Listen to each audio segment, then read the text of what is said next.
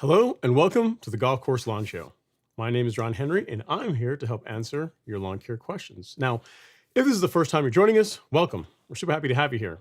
The way this works is really simple. On your screen, you will see a chat box, and in that chat box, you can enter your question, concern, comment of the day, and I work through them in the order that they come in. Now, sometimes I have the answers, sometimes I do not, but either way, we have an awesome time talking about lawn care and sometimes life. Guys, well, we are well into the month of May. Week 1 is behind us. The lawns, the pictures I'm getting of lawns across the country are looking pretty solid. So great time to be into lawn care. And hopefully if you've been feeding your lawn and doing all the things, your lawn is coming around nicely. So tonight, I want to talk a little bit about like lawn leveling projects because it is the season for doing that type of work. So we'll chat about that a little bit tonight, as well as take your viewer questions. You can get us on get the show on YouTube. That's still pretty much our primary platform, but you can also look at it on Instagram, Twitter, and Meta. So really, whichever way suits you best, feel free to consume the show. And again, as you answer your questions, I'll do my best to get through them. We still don't have super chats as yet, so if you want to contribute to the show, get your question bumped up ahead of everyone else. Be sure to use the Cash App, a link that's right there. I'll be monitoring it on another device here, so when I see something pop in, I'll go through, find the person, and do my best to get your question answered. All right, we got a lot of questions. Let's get into it right away. Starting off, we got Mr. J. Riviera. He says, "Evening, Ron. Cool season lawn here in New Milford, New Jersey. I did a light dethatch and verticut back in March, first for diamine and fertilizer application in early April. And the second part of his question is he's seeing quite a bit of thatch, and you're afraid to do a dethatch because of breaking the pre-emergent barrier. And your question is what I think about liquid dethatchers as a way of doing it. I'm not a fan of them. I'll be honest with you. I think that they have some merit from a standpoint of from a standpoint of like they're a biostimulant, like they're good from that in that regard. But as far as replacing like manual cultivation, like either running a turf rake or running verticut or actually dethatching the lawn, not even remotely in the same universe. If it were me, Jay, I'd say if you are doing, you're doing a good job with your other aspects of your lawn care, meaning you're feeding the lawn properly, you're fertilizing it, you're mowing it regularly, you got a thick stand of turf grass.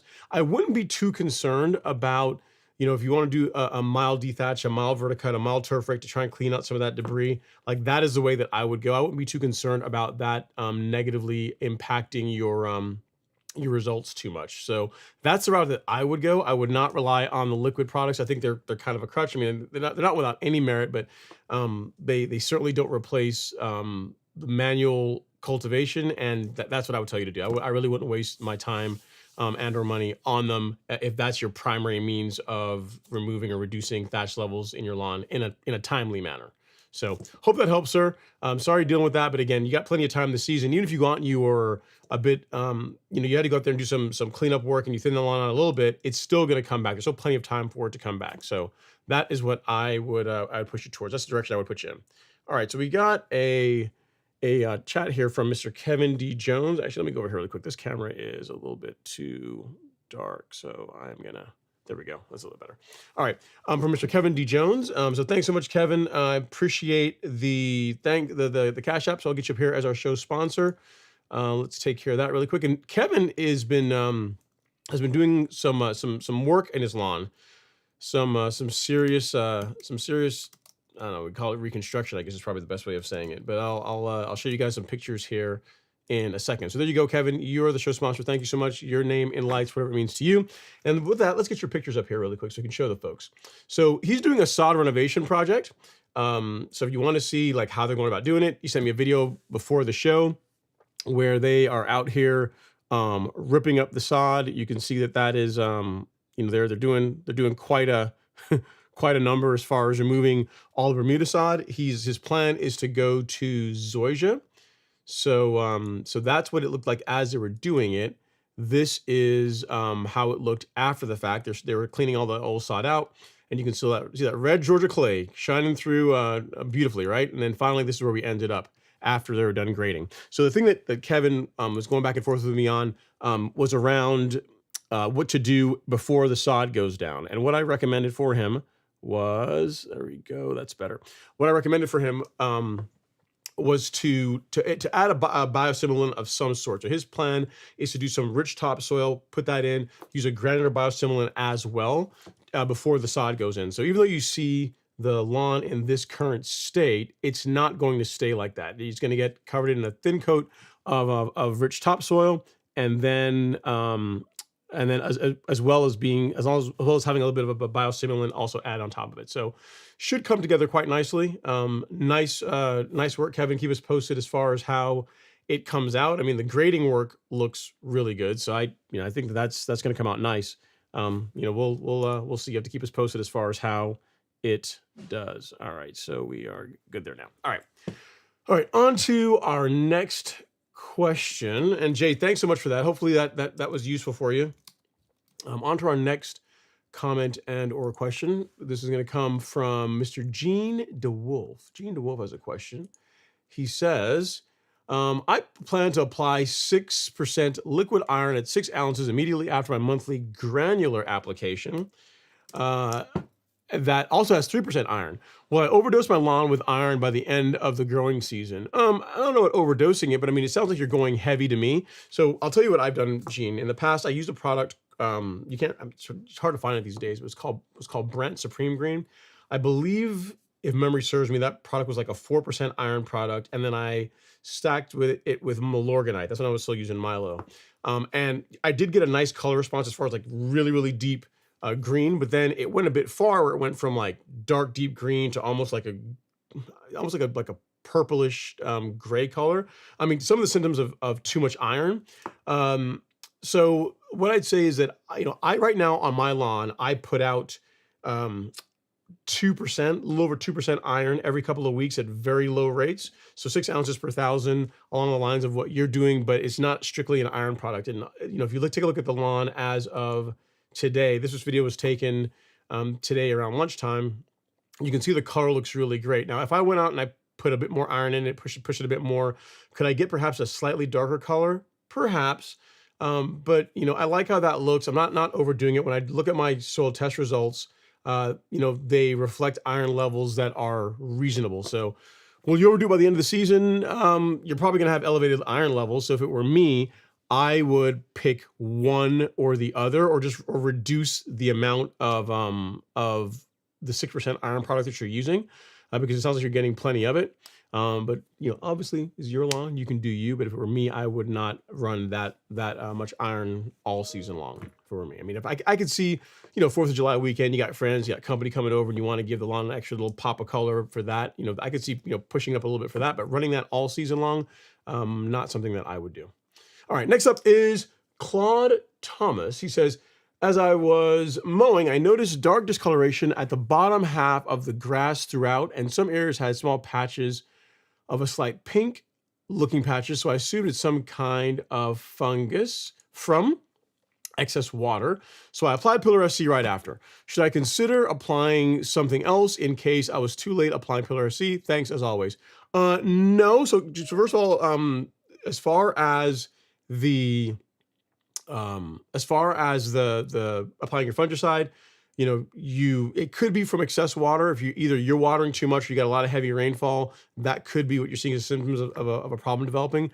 The fact that you already applied Pillar SC, I'd say you're good to go. I would not go out and apply another fungicide at this point. What you can do is 2 to 3 weeks from after that initial application, you can apply it again. And then that really should, correct whatever the issue is. Now, keep in mind, if you're watering your lawn heavily this time of year, unless you're somewhere that doesn't get very much rainfall, which again, this time of the year, it's really not that hot yet. We've had a fairly mild spring with plenty of rainfall. For example, just for the live stream started here in Georgia, it started raining. Tomorrow it's supposed to rain all day. Monday, Tuesday, it's supposed to rain pretty much all weekend. So as far as like needing to run your irrigation, you really shouldn't have to do that. Like for example, today my irrigation was scheduled to run, and I turned it off. I disabled it because we were getting rain tonight, rain tomorrow. So there's no need to necessarily overdo it. So if you're getting tons of rain, there's not a whole lot you can do about that, but you cannot add to it, is what I'm trying to say. But to answer your question, I would not go out and add any more fungicide. Pillar SCs really should be all that you need to get that cleaned up. The only other thing I might tell you is that if you're seeing the damage to one area, or you're seeing this discoloration in just one area, it's localized to that, if you can, mow that part of your lawn last, and then clean or rinse your mower once you're done with it before you put it up. That way you just lessen the chance of, you're moving spores and spreading the disease around potentially, right?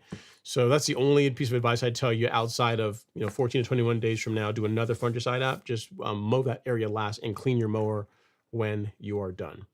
Hope that helps, sir. I'm sorry you're dealing with that, but this too shall pass. The grass will bounce back. Fair or not.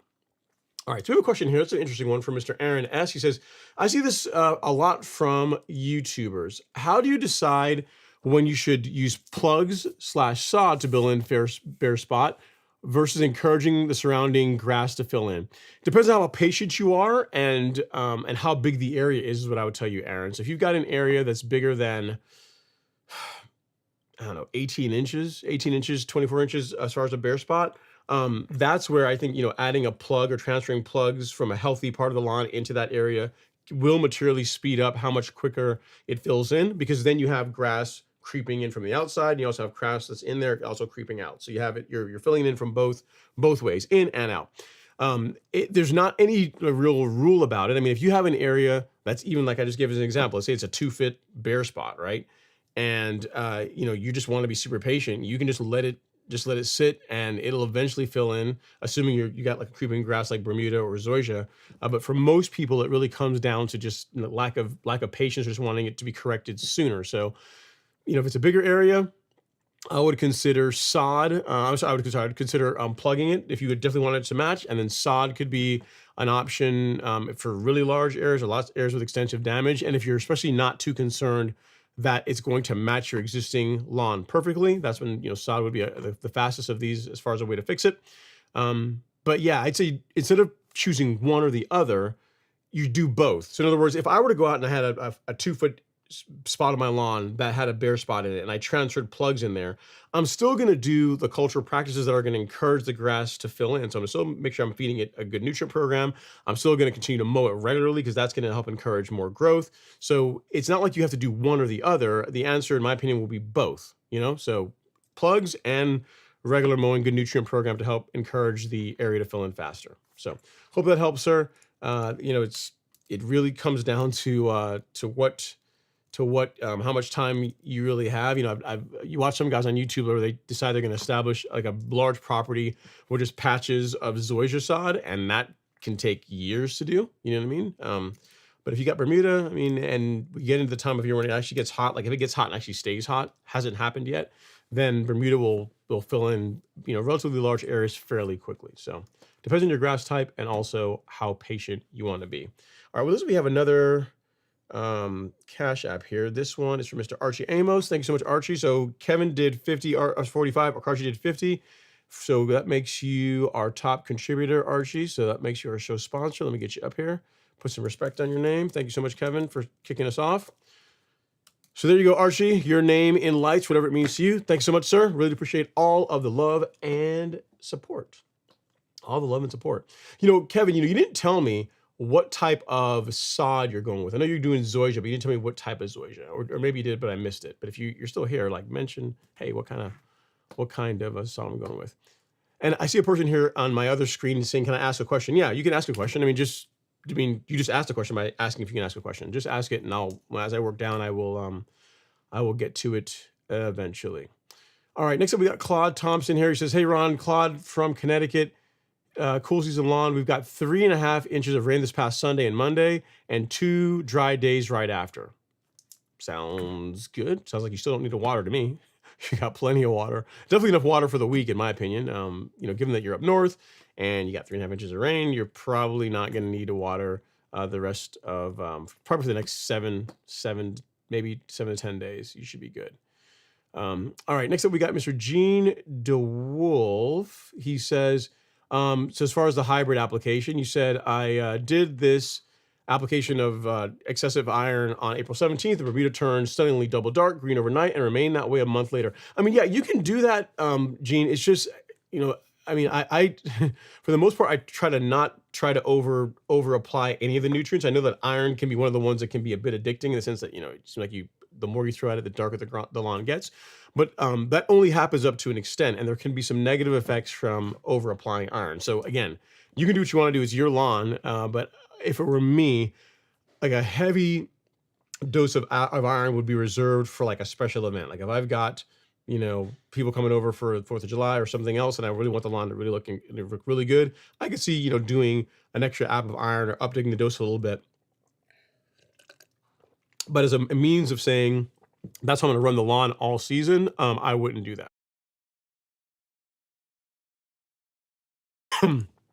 All right. Next up is Mr. Hayes. He says, hey, Ron and all.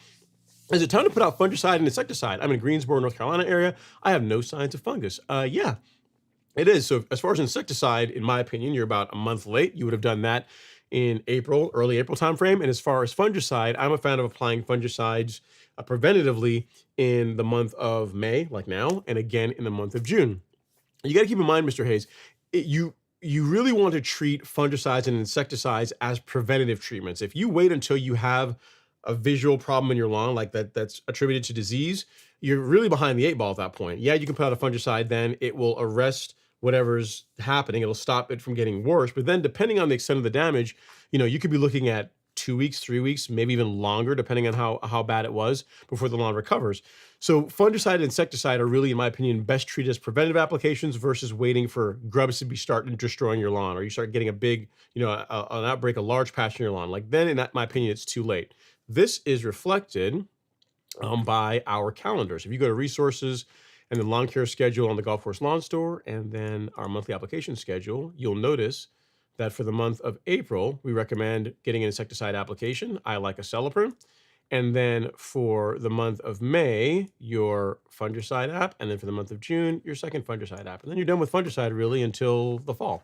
This is how I recommend going about it, mainly because the goal is not to treat an active problem, is to get ahead of problems, especially if you're someone that is real mowing their lawns. You have, highly maintained turf where you're out there, every other day, a couple times a week, mowing the lawns. You're causing more injury. You're creating more potential for there to be a disease problem.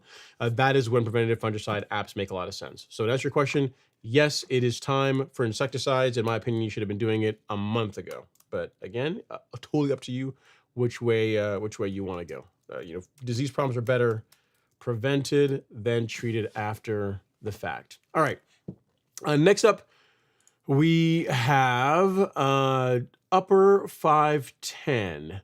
He says, hello, Ron. Do you need to use surfactant with Primo Max plant growth regulator? How much should you mix per gallon per 1,000 square feet? And how long before reapplication of the product? Thanks. Great question, Upper 510. So there's a lot of it depends in this. There's one part of it that the answer is clearly no, but the second part of your question, it really depends on your grass type. So I'll talk a bit through both parts of it. So do you need to use surfactant with Primo Max? The answer is no. There's no need to use surfactant with plant growth regulator with Primo, or really even with liquid fertilizers or any of the ones that we carry. We don't recommend using any kind of ionic surfactant with it, because you just increase the likelihood of you getting some damage to the lawn by doing that. So there's no need to add an additional surfactant when it comes to using Primo. Now, as far as how much should you mix per gallon per 1,000 square feet, it depends largely on your grass type. Your grass type has a lot to do with it. So we have a blog post that covers this topic in excruciating detail. If I can find it here really quick. I think I had it listed. There it is. It's aptly named How Plant Growth Regulator Can Make Your Lawn the Envy of the Neighborhood. Actually, it's not what it's called. What it's called is How Plant Growth Regulation Can Help Your Lawn Thicker and Greener. So before we go through this blog really quickly, there's a couple things you have to keep in mind. There's a couple ways of applying PGRs. If you read the label for Primo, they're going to recommend doing an application once per month, and that does a pretty good job for the most part on most grass types. The negative to doing that is that at least the initial app, you have a much higher likelihood of getting some temporary discoloration, also known as bronzing or tip burn. It's a temporary thing, so if it happens, you mow the lawn the next time and it doesn't really come back, you're good to go.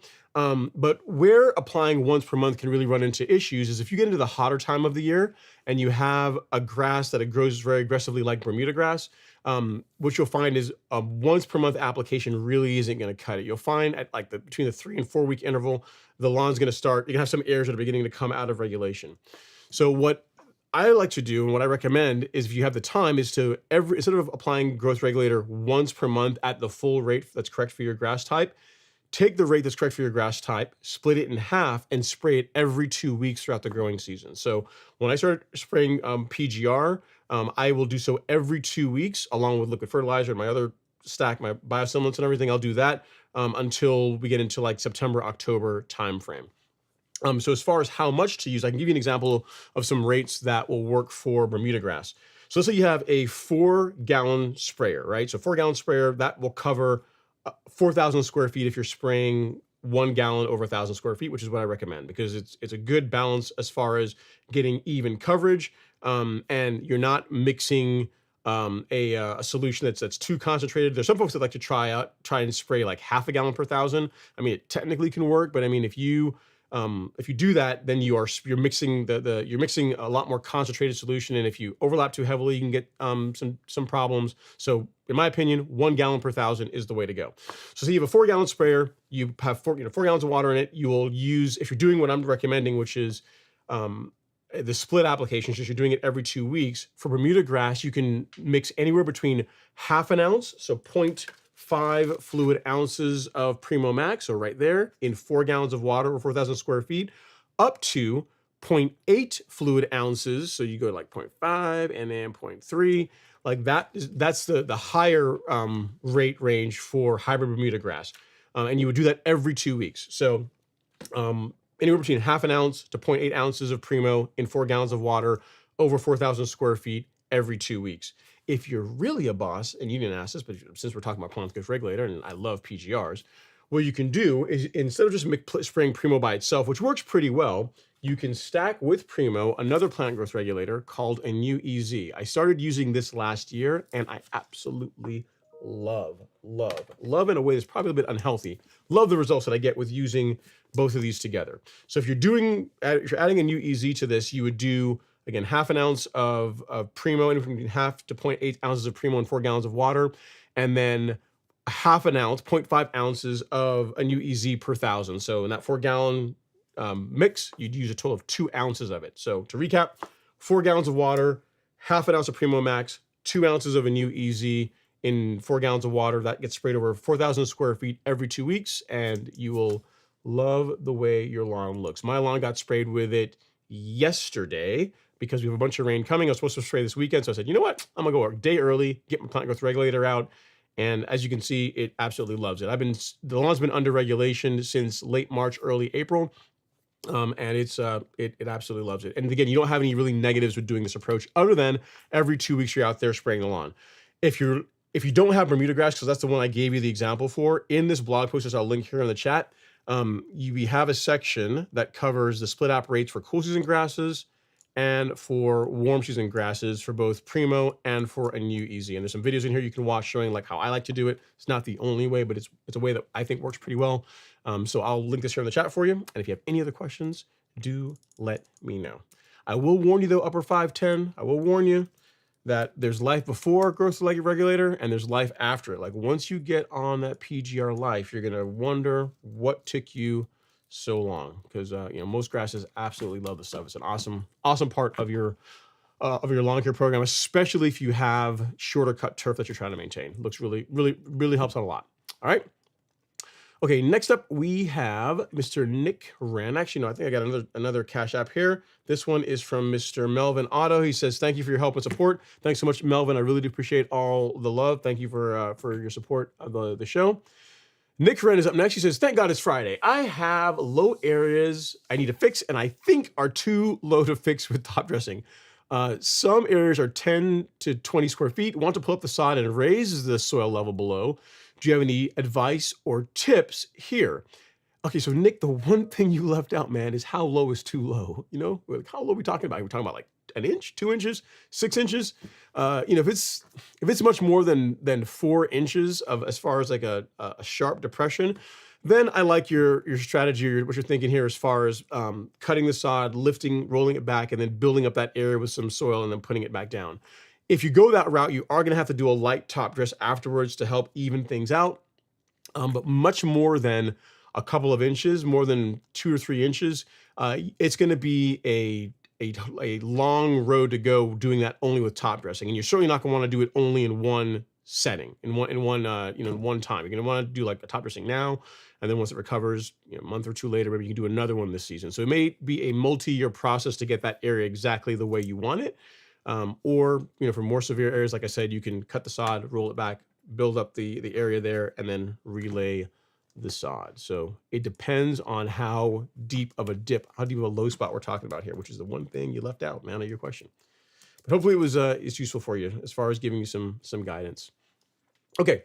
Next up we have Mace. He says, back on the lawn. Hey, Ron. Fam. Perfect. When to use super soil and sand by itself. Returning from Macau, I think it's too late to do too much for my rentals, but I cut 3 times a week and spoon feed your elixir. Okay, so first of all, it's not too late to top dress your lawn if you want to do that. You still got plenty of time. Assuming you got warm season turf grass, you got cool season grass, you still got time to do it. So it's not too late if you wanted to level. As far as doing sand by itself or doing soil and sand, I'm a fan of doing a combination. Like I think a 70% blend of sand and a rich compost, screen compost or soil is good, because you're also introducing some organic material to the soil profile, and it has a lot of benefits other than just adding structure and fixing low spots. Now, if you're doing a golf green, then yeah, 100% sand makes a lot of sense, because in that case, you're using sand in many ways to help dilute the amount of organic material. You're trying to keep it firm, help it drain well. It's a different goal than what you have in a lawn, right? So in that case, sand makes a lot of sense. But for me, 70-30 is like a great blend to go with, like supersize level mix. 50-50 can work, but I like a bit higher sand content. So, it really depends on you, what you have access to. But if you have a choice between using 100% sand or using a blended product like supersods level mix, I would go with that. We've got it pinned as the comment if you're assuming you're watching here on YouTube where you can save a little bit of money. That is what I'm going to be using on my front lawn here the weekend of, I'll actually tell you, the weekend of May 23rd. That's when I'm going to be doing the leveling, very light leveling on the front lawn. So hope that helps, sir. Hope that helps, Mace. You're not too late. You can absolutely still get your leveling done. And given the choice, I would use a blend. Now, straight sand is a bit cheaper. I will say that. But I prefer a blended product whenever possible. On that note, I'll show you some pictures here of who was it that sent me this? Was it Mario?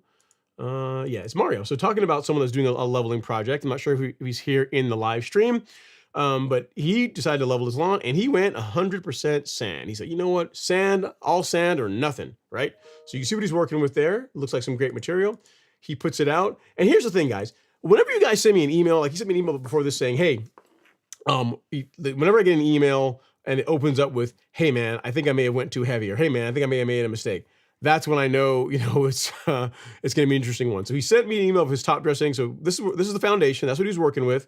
And he put it out. He says, what do you think? Do you think I went too heavy? I'm like, I mean, you went in, for me, that's a touch heavy. We can see what it looks like when it's worked in. That's, for Bermuda grass, it'll be okay. This was taken on Tuesday. This is how it looks yesterday, Thursday. I mean, that's going to be fine. Especially if you have a Bermuda grass lawn. I will tell you, like when I'm top dressing the zoysia, it will not be this heavy. Like that would be too heavy in my opinion for zoysia. Mainly because it's a brand new lawn. It's still trying to find its way in the world. And I would much rather do a couple sessions lighter than, fully submerge the lawn, potentially suffocate it, cause some injury. So it's going to be fine if you're watching this, Mario. But again, given the choice, for me, I would not have gone quite this heavy, because you showed this is him after raking it in, and this was it literally yesterday, and you can still see there's still quite a bit of material still there. So it'll come out fine. I mean, it's Bermuda, so you pick the right grass to go super heavy with. But again, for me, I wouldn't do that. All right. So let me see here. We have another Cash App. This one is from Mr. Brian Pope. He says, you are consistent, $51. So Archie, you have been dethroned. So let me get Brian Pope up here. And let me also see if you left any kind of a question. So Brian Pope, thanks so much, sir. Your name in lights, for whatever it means to you. Thank you so much for that. And then let me see if you have a question. Yeah, you do. It's at the bottom here. So that was a good timing as far as getting your super chat in, man. You said, okay, I have got a half rate Primo Max planned a day before aeration and 3 days before sand leveling, cutting at 1/2 inch. I think that's solid timing, or would you shift the PGR around the leveling? Okay, so I'll tell you, Brian, I get this question every year, and I'll tell you, if you see any videos of my lawn in the past, coming up on 5 years now, 4 years at least, any leveling videos, in all of them, like bar none, and all of them, the lawn has been under regulation. The only one that you'll see that will break that streak will be the front lawn, because it hasn't had any Primo or any growth regulators yet, because it's a brand new lawn. But my Bermuda lawn, every time you guys have seen it top dressed here in the last few years, it's had regulation. So here's the pros and cons of this. The pros are that you're just keeping your normal schedule, which I mean, I kind of like. The negative is if you're going to go and be on that Mario life, if you're like, hey man, I got 2 yards, 3 yards of sand and it's all going down, baby. If you're going to do like that, then you are going to materially slow down how long it takes. The lawn takes a lot longer to recover is what I'm trying to tell you. So if you go light, then it doesn't make that much of a difference. I mean, the lawn does take a bit longer to grow through, but it's not, it's not like you're dealing with a huge problem on your hands. So in many ways, it depends on how you plan on doing the top dressing. If you're going light, then I see no need to stop your PGR. I don't. But if you are you're gonna beach the lawn more along the lines of what Mario did, then you might consider shutting down your growth regulator program until the lawn grows through it, and then you can reintroduce it at a later time. So in many ways, it depends on you. All right, sir. So thank you so much for the Cash App. You got you as a show sponsor, but I mean, if it were me, man, I can only tell you what I would do. Like if I were going to go out and level the back lawn, which I'm still kind of on the fence of doing this season, because I mean, it looks pretty good, but it can still take a little bit of sand, right? Don't you guys think so? Maybe a little bit of sand, maybe. But it's going to still be under primo and a new. Like I'm not going to shut that down if I go out and do leveling, because if I hire Sirs to come do it, they're going to go light. I'm going to say, listen, see these videos. This is what it needs to look like when y'all are done. I'm not trying to tell you how to do your job, but I'm kind of telling you how I need it to look when you're done. So it depends on you, sir. Again, thanks so much for the Cash App. And if it were me, I would just stick with your program. I really wouldn't shut it down if it were me. All right. Next up, we have Aaron. Aaron's up next. He says, hey, Ron, I sent you an email with pictures of my lawn. Do you have any advice on what I should do? It's Bermuda, and the soil temps are around 75. I put down humic max, but still doesn't look that good at all. I think I got some pictures from you, Aaron. Let me see if I can find them. Yeah. So this is what you're working with. Actually, let's start with the close-up with the shock horror. So this is what your lawn looks like close up. And then we have another picture here, and then another one here. So you said you applied humic max, great fertilizer, but you're not getting a lot of color response. What is that circle? Do you guys see that? Like, so look to the right of the picture. There's like a circle, like a kind of a circle pattern I'm seeing there in the lawn. I'm not sure exactly what that is. At any rate, though, when I look at these pictures, Aaron, if I look at your lawn compared to the neighbor's lawn, you can kind of see them over there on the right side of the frame. Like their lawn also doesn't look great, but it's greener than yours. So that kind of lets me know that you're probably getting enough sunlight for the lawn to look better than it does than it currently does.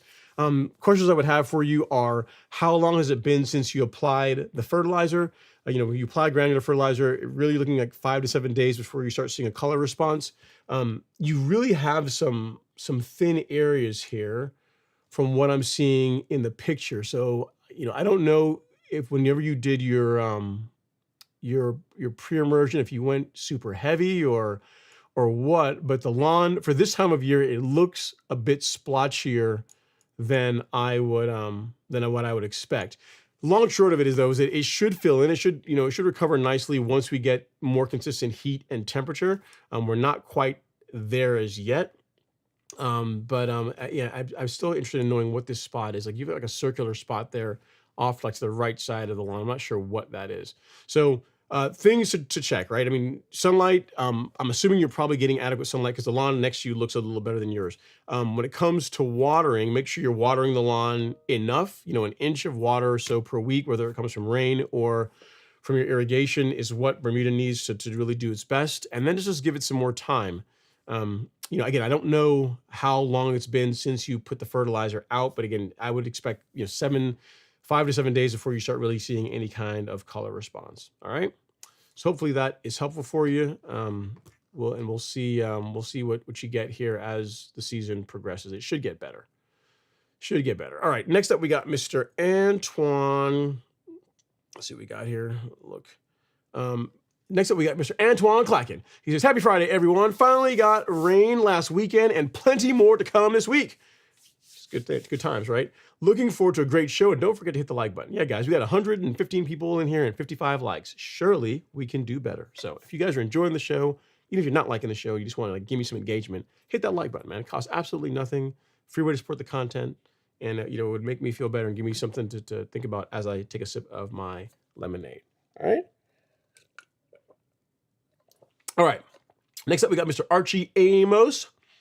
He says, man, your products are working wonders. 3 of my neighbors are now your customers. Love to hear that, Archie.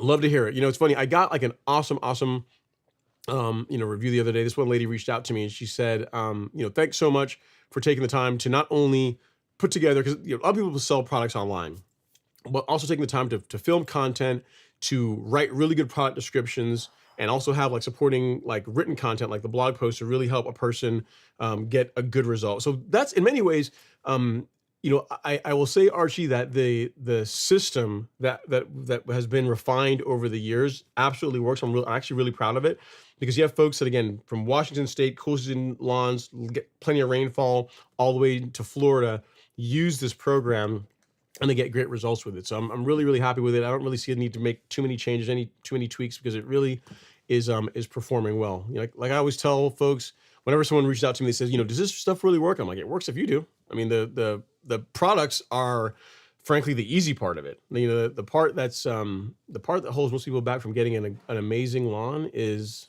the thing that helps, or that holds people back from like achieving most things, right? It's one word, it's consistency.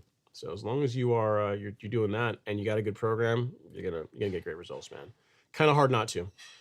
All right, next up is Wes Morash. He says, what roller setting you have your 220 Deere mower set on the front roller?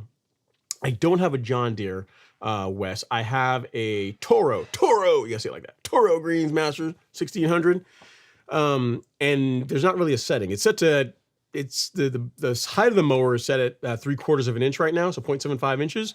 But there's not really any settings that I'm aware of anyway on the Greensmaster for the front roller specifically. So I'm sorry I'm not more help on this one, but I'm set to 3/4 of an inch. So when you see the lawn as it sits there, you are seeing Bermuda grass mowed at 0.75 inch bench height. That's what it's set to. And the front lawn is being cut at the same height. So overall, looking pretty good. This is, like I say, that zoysia sod has got to fall in line. People were saying, "No, man, let it grow out. Let it be at like 2 inches and then cut it down." I'm like, no, why? It's got to learn. It needs to know what world it was born into. It's got big shoes to fill. I got Bermuda back there. I'm not gonna have it's not that special. I'm not having 2 mowers with 2 different heights of cut for grasses that can be cut short. So the zoysia's got to fall in line along with the Bermuda. I'm not gonna put it to 5/8, but 3/4 of an inch. I think that's very reasonable. All right, next up is Mr. Tom Hoppenkamp. He says, happy Friday, Ron. Sent some terrifying pictures. Most dying took place between week 3 and 4.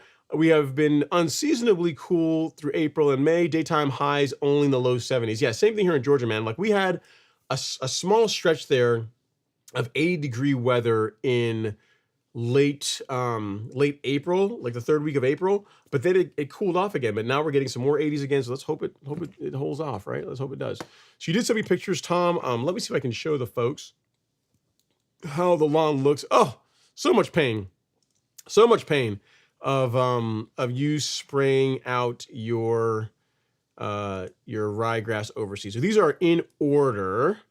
And now, guys, listen, if you guys have seen Tom's lawn before when it was in all of its glory, absolute, perfection as far as a ryegrass overseed, it's gonna pain you a little bit. So it starts out and then it just gets progressively worse. All right. I just want to prepare you. So this is, let me see, let this load up real quick. This is 7 days later. So he first sprayed, that's how it was looking. Overall, he's like, hey, the herbicides are starting to work, starting to kick in. It's getting a little bit duller in color. But then as we progress, you can see the color is absolutely going away. That ryegrass is dying off. Bermuda grass is revealing itself. But you did the right thing, Tom. Overall, you did the right thing. Getting rid of it is good. The Bermuda grass will now emerge and reestablish itself as the dominant grass. And yeah, it'll come back. He says, now the perennial ryegrass is dead and it looks horrible. It's cut it to 1/4 of an inch. I'll keep it there until the Bermuda fills in. Yeah, man, just it will get better. Now that the ryegrass is gone, just give it some time. And the thing that you're running into also, you already said it yourself, is heat, right? We haven't, to your point, this spring so far has been unseasonably cool. Once we get consistent heat, like, days where the nighttime, the low temperatures are in the 60s, the lows are in the 60s, and then the daytime temps are 80s.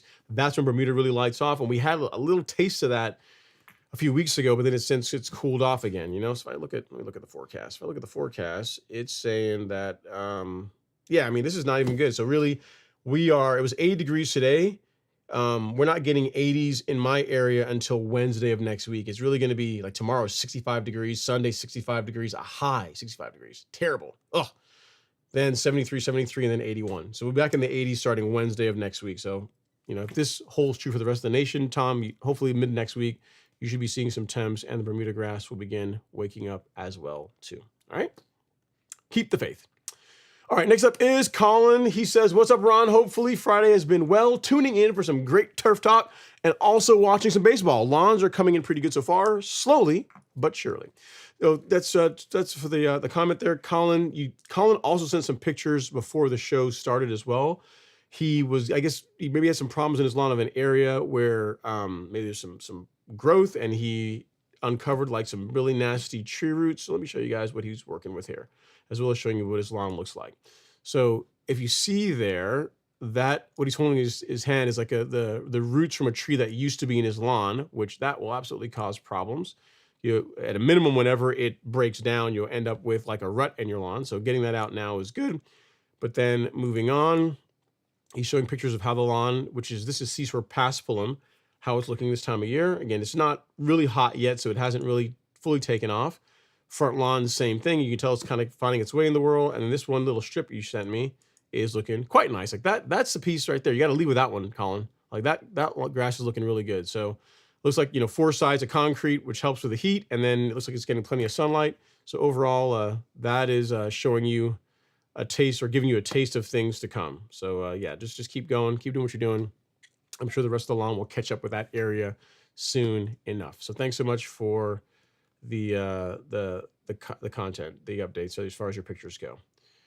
All right, next up we have Niels 108. He says, how often do you recommend fertilizing? It's a great question. So what I do when it comes to fertilizing is, for granular, once per month, and then for liquids, I do it every 2 weeks. And I'll explain to you why.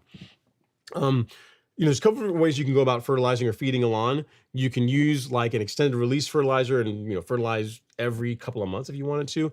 I don't really like the results that you get from taking that approach.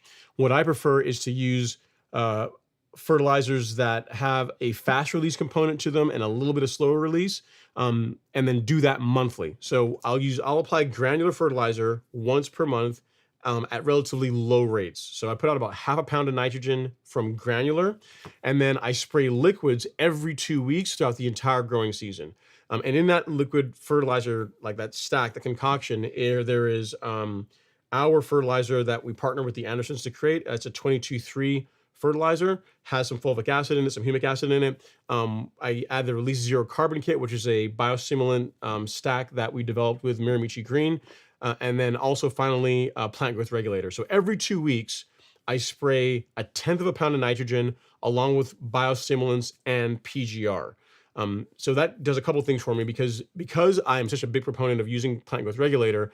It's not a big deal to me to have to go out and spray liquid fertilizers on the lawn every couple of weeks. So I'm going to be spraying PGR anyway. I'm out there anyway on the lawn, so there's no real harm in throwing some liquid fert in the tank as well.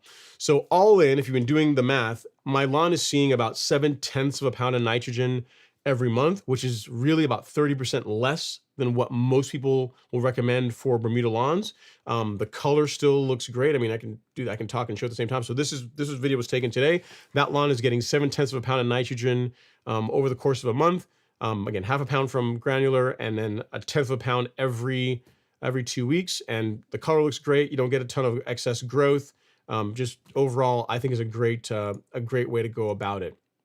So if you want to follow a program like what I'm doing, that is what you would do. You do granular once per month and then spray liquids every 2 weeks. We have a blog post on spoon feeding. We're actually in the process of updating it, but I can see, so I can find it for you here.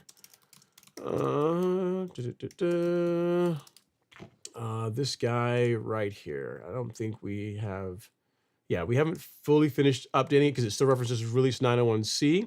But so this is going to be updated in the next couple of weeks or so. But it gives you an idea of the process that I'm talking about. So if you take a look here, Niels, I'll post it here to the Instagram so you can find it. This guy. So if you go to Google, or alternatively go to Google and just search golf course lawn spoon feeding, and then this blog post that I'm showing you right now will come up.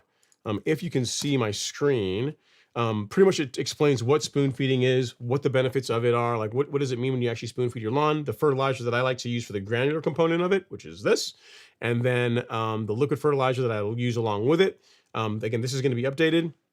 to reference our new fertilizer that we released last year. So pretty much humic max at 3 pounds per thousand. And then this guy right here, our Gulf Force Lawn 22-3 fertilizer every 2 weeks at 6 ounces per thousand, which equates to a tenth of a pound of nitrogen each time you do it. If you just do those two things, you're going to get a really good result. If you really want to start take things up even more, you can add the Release Zero Carbon kit to it, which is what I do, and also add plant growth regulator. But if you want like a relatively basic program that is going to put you, really ahead of a lot of the competition on your street, Humic Max 1608 once per month at 3 pounds per thousand, and then the Golf Course Lawn 22-3 fertilizer every 2 weeks at 6 ounces per thousand. If you just did that, you're going to be pretty happy with the results. And again, you can always do more. You can always add biostimulants and plant growth regulator for even better results. But just those two things alone are going to be pretty spectacular. So hope that helps for you, sir. And hopefully you can find that. I know you're on Instagram, so as far as being able to look at the links, you may not be able to, but just again, go to Google, Golf Course Lawn,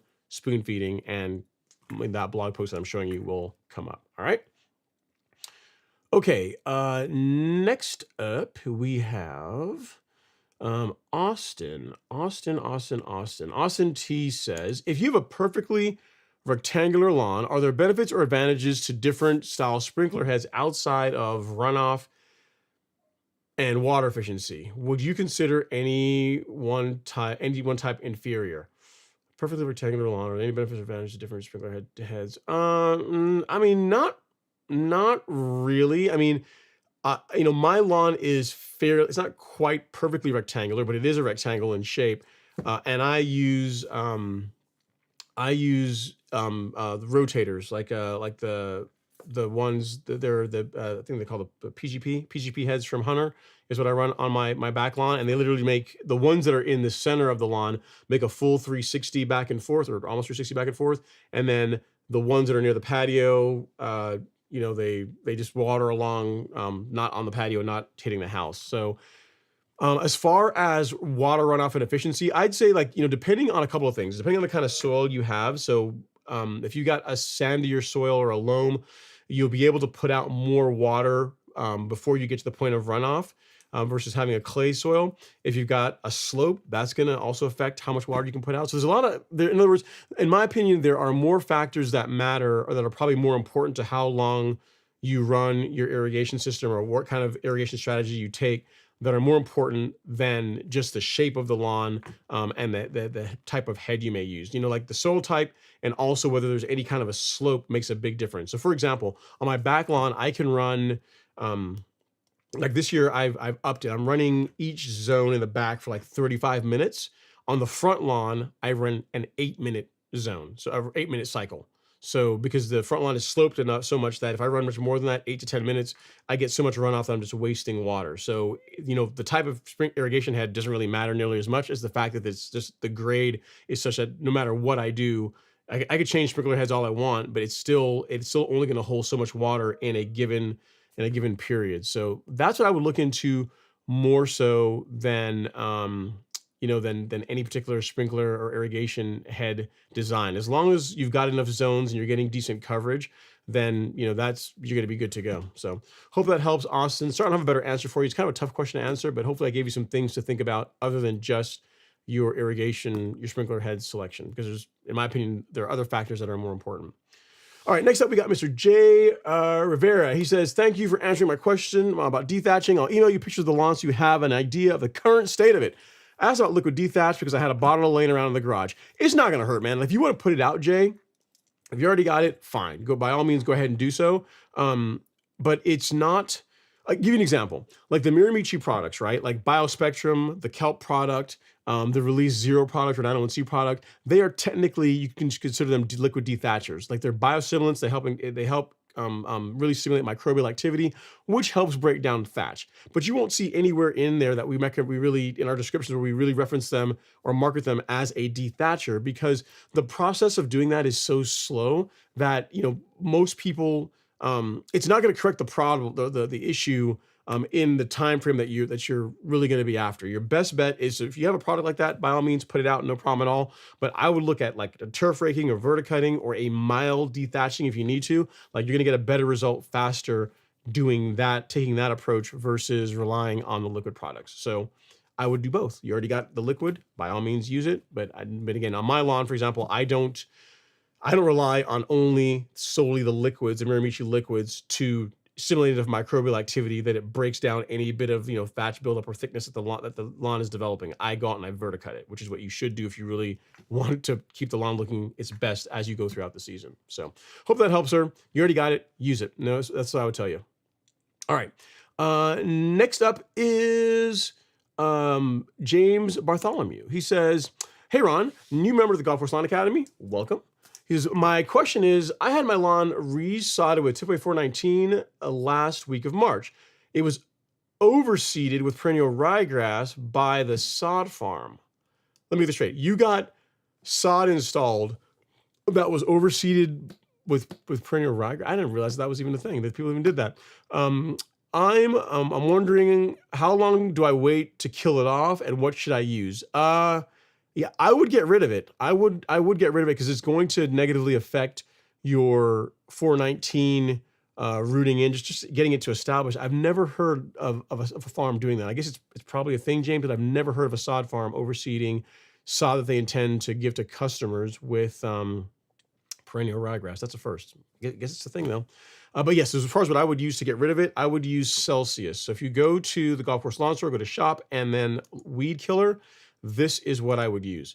It'll make quick work of knocking out the ryegrass. And as far as a herbicide that is, I say as gentle as herbicides can be on the grasses that they're designed to be sprayed on, Celsius is a great choice. So this is what I would use if you're going to get rid of the perennial ryegrass overseed that you have in your lawn that came from the sod farm. That is weird.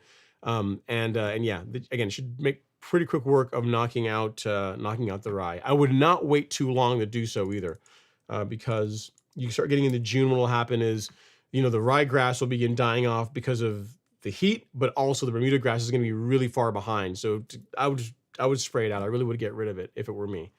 You can find that here on the Golf Course Lawn Store. And again, that's interesting, man. I've never heard of a sod farm sending you 419 that's already been overseeded. That's an interesting one. That's an interesting one. All right. Next up, we have Jared George. Guys, I'm trying to go a little faster tonight because I know you guys sometimes have to wait forever to get your comments answered, so I'm trying to do better. He says, I have a larger hump in my front yard. The area around it is mostly level with the rest of the lawn, so I don't want to bring that up. Do you suggest digging it up and removing the soil layer? Yes, that's what I would do.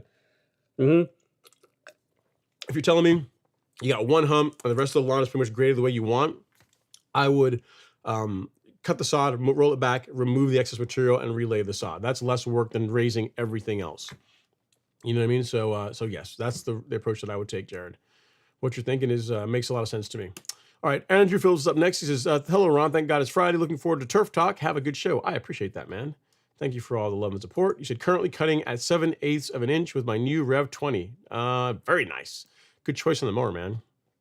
Good choice on the mower. All right. Next up is Johnny Gorney. He says, sorry, I missed the iron question. That was my same question. I'm looking at adding an iron supplement to my spoon feeding. What's a good percentage and application rate? I use the 22-3 and the Golf Course Lawn micronutrient. If you are using those two, I really wouldn't add anything else, Johnny.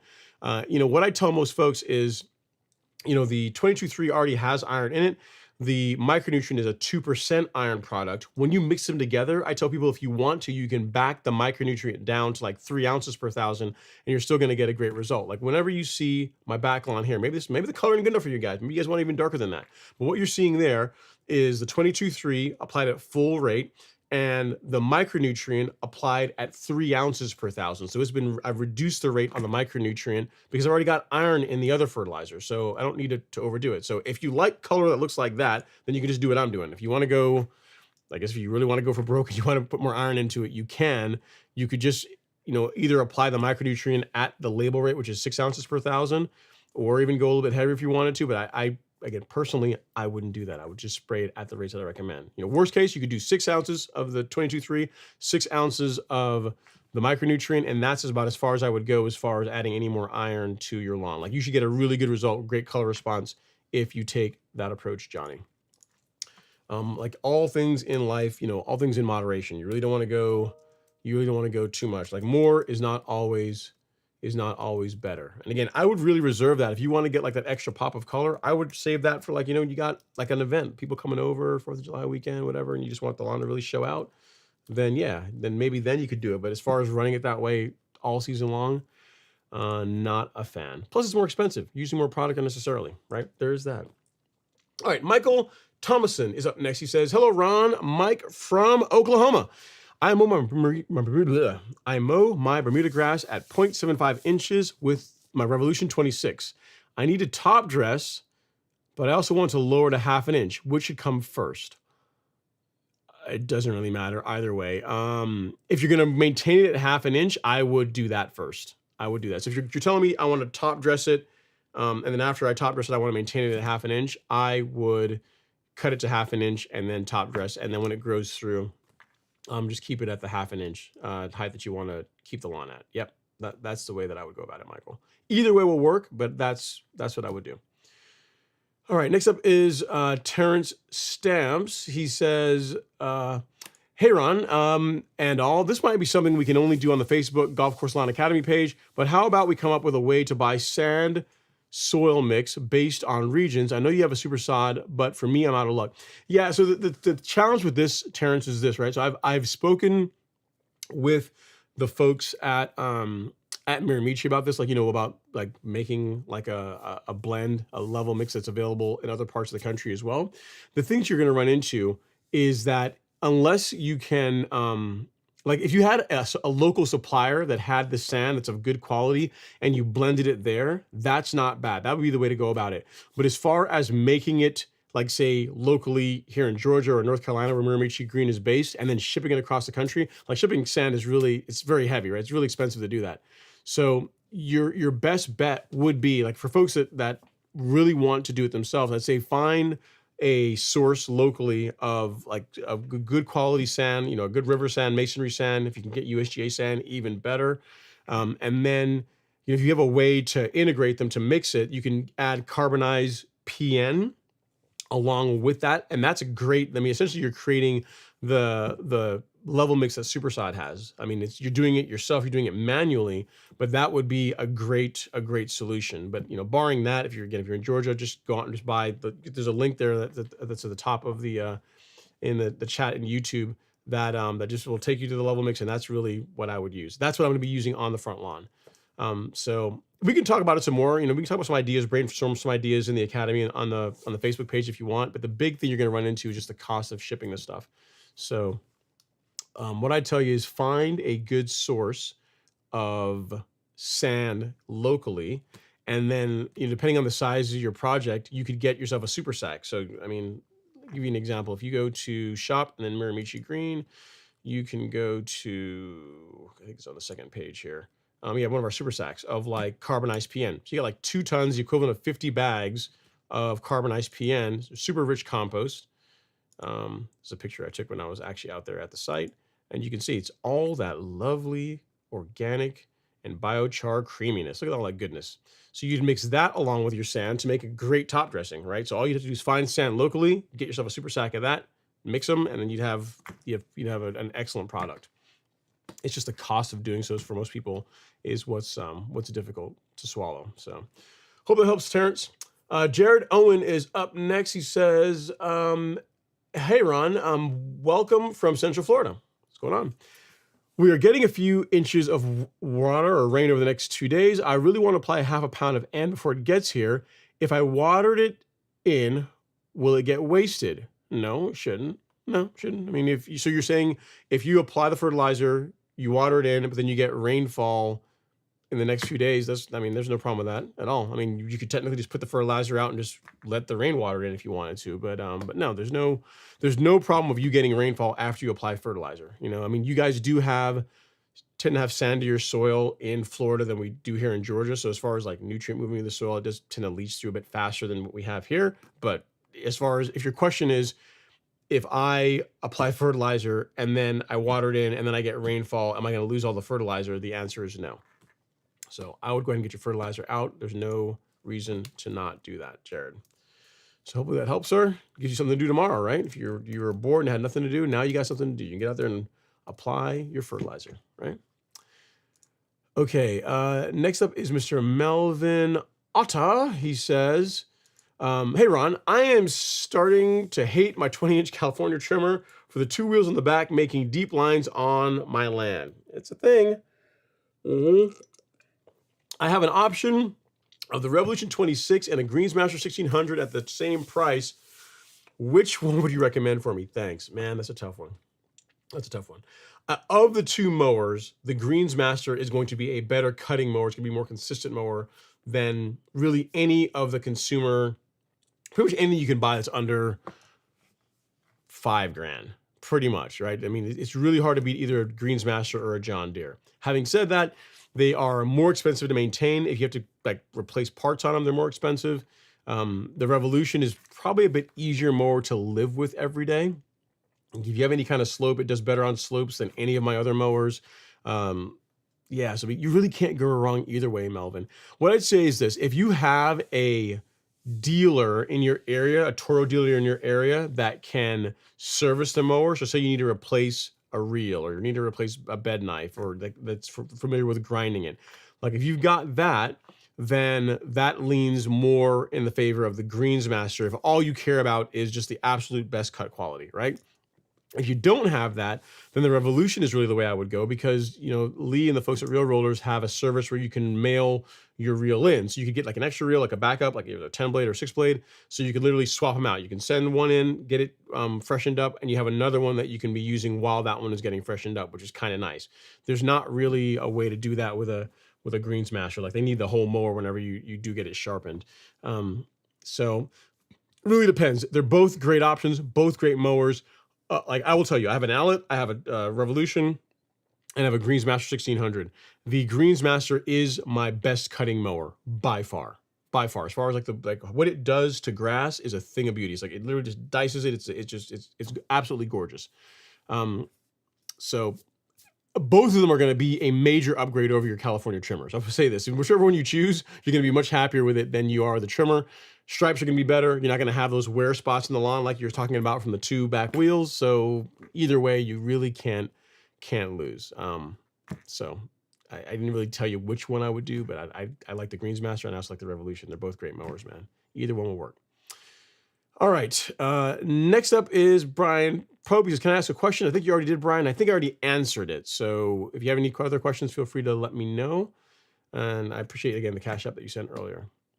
All right, next up is Abraham Soto. He says, Ron, it looks like I might have some fertilizer burn. I applied a granular 18-24-12 in the morning. Rained lightly right after, but the prill might be too big and doesn't fall into the soil, so I have a bunch of burn spots all over the lawn. What can I do to help my lawn recover, and how do I apply moving forward?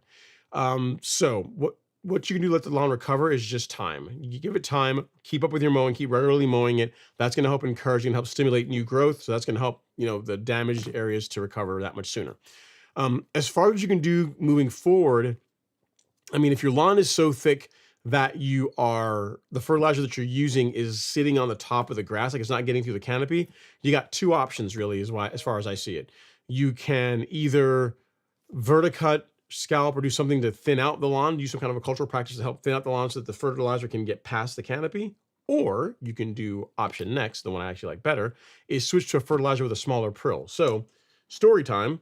This is the prill size of like probably the kind of fertilizer that you got. Like the 18-24-12 is probably like this, like a 210 SGN, which is like a standard fertilizer prill. If you go buy anything in your big box stores or any like the garden stores, this is pretty much what they're going to sell you, right?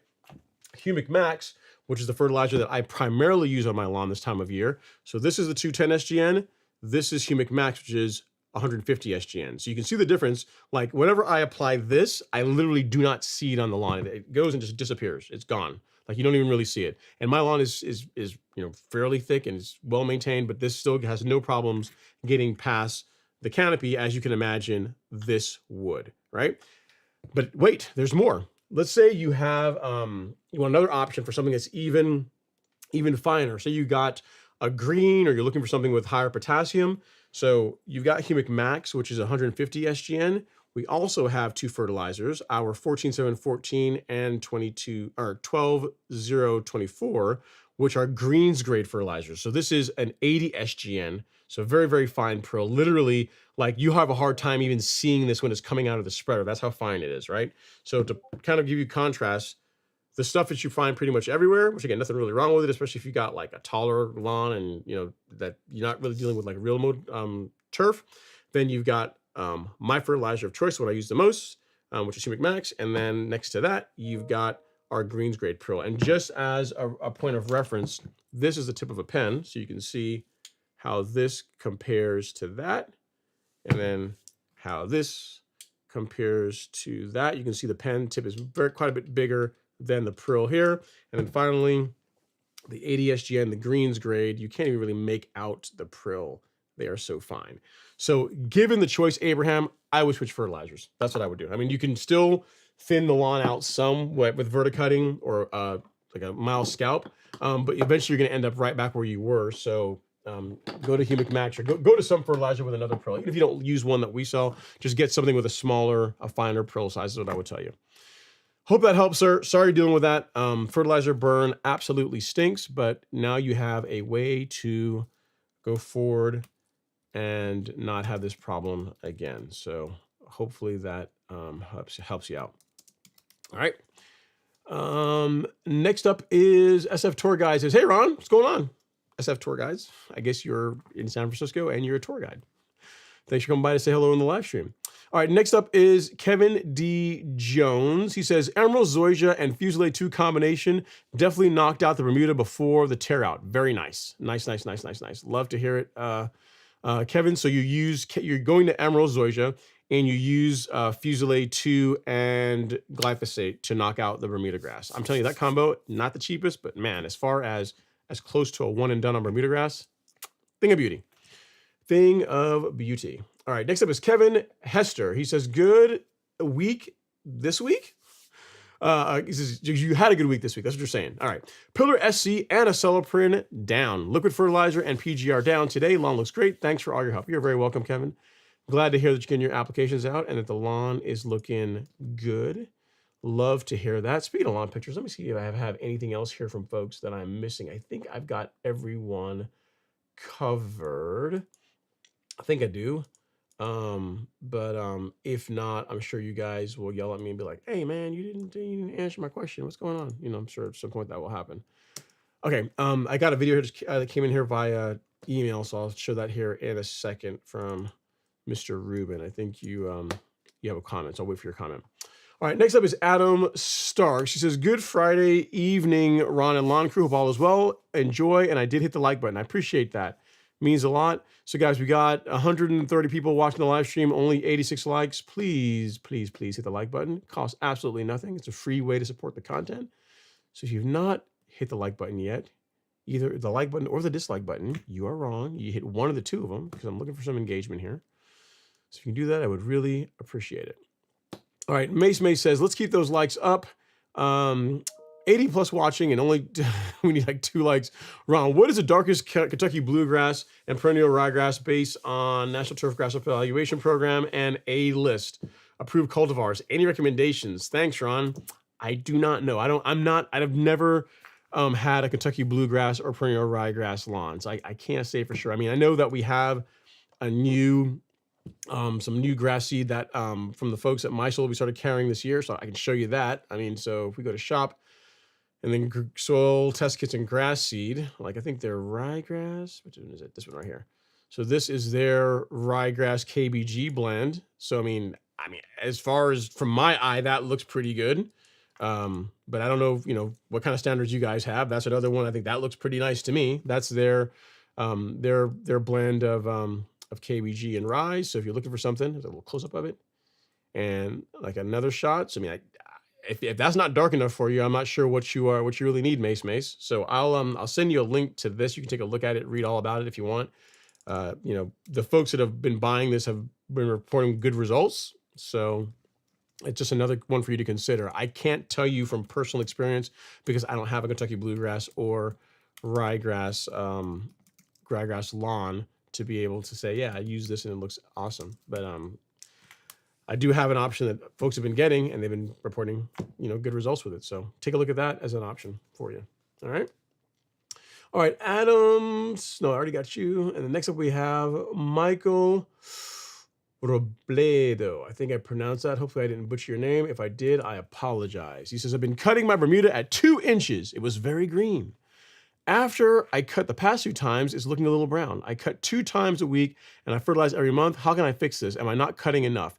Yeah, Michael. So I got the answer to your question there in the way you asked it. So if you're mowing at 2 inches, you're feeding the lawn. If you are mowing the lawn and you're getting discoloration after you mow it, then you are not mowing frequently enough. So your options are either raise the height of cut, which I really wouldn't recommend because you're already at 2 inches. That's really about it for me anyways, as high as I'd want Bermuda to be. So I'd say increase your mowing frequency. So increase your mowing frequency. You can reduce the amount of nutrient. I'm not sure how much nitrogen the lawn is seeing based on how you're fertilizing it. Or you could also add plant growth regulator. So Primo and or a new EZ. If you add plant growth regulator to your program, that will likely allow you to stay at the same 2 times per week cutting interval, given that you're at 2 inches as far as your cutting height, with a lot less discoloration. You'll get a lot less clippings coming off the lawn, and in general, the color should be more consistent. The only other thing I could think about is if you have parts of your lawn that have like ruts or dips in them and your mower is like dipping in and scalping, then that's another sign you're gonna have to either fix those bare spots or raise the height of cut up. But you didn't mention that. So I'm guessing that what this is from is just not cutting frequently enough. So what I would point you towards is plant growth regulator. PGR is what I would say introduce to your lawn to help slow it down a little bit. All right. And if you want a great option for plant growth regulator, I will send you a blog post, the one I just showed the folks on the live stream, that's all about PGRs, why they're awesome, why you should incorporate them in your lawn care program, and different ways of mixing them to get incredible results, where people will say, how does your lawn look like that? You hardly ever mow it. How does it look like that? And why do I scalp it? You'll have your little secret weapon, your tip, right? Okay, next up is Mr. Hayes. Says, I have both products and I will put them out tomorrow. Cool, I like it. Next up is Brian Pope. I already answered your question. So Brian asked the question about growth regulator, and I answered that earlier. The link that I just sent to you, Michael, is based on the question that Brian asked about plant growth regulator and leveling. All right, next up is Common Sense. He says, Common Sense, it's kind of cool. He says, hello, Common Sense. Then next up is Fish Boy, or Flay Boy? Florida Boy, I think. He says, how long should I wait to perform a soil test if I have fresh fertilizer on my lawn? 4 weeks. So I would give it 4 weeks between the time you last applied fertilizer and you're going to pull cores to measure nutrient levels. So 4 weeks between the last time you applied it and when you're going to take cores for your soil test results. All right. Hope that helps, Florida Boy. It's a good one. And I like where your mind is. At least you're doing a soil test, which is one of the cheapest and best investments you can make in a great lawn care program. So keep it up. All right, next up is Danny Lynn. He says, hey Ron, the blue bio advanced fungicide doesn't seem to be working. I sprayed 3 days ago. There's brown patches and those circular spider webs. Would Headway G work? Okay, so 2 things, Danny. One, I'm not familiar with that fungicide, so I don't even know what the active ingredient is in it. Having said that, any fungicide that you apply, if it's only been 3 days, really too soon to see any real results. If you're dealing with the little spider webs, what you're likely looking at is dollar spot, and you're going to want a fungicide like one with propiconazole in it is going to be a good one. So Headway G, like to answer your question, would be a good fit for that. And also the azoxystrobin that's in Headway G is also great for large patch. So if you've got circular patches where they're like dying grass, they look like this. Actually, you know what?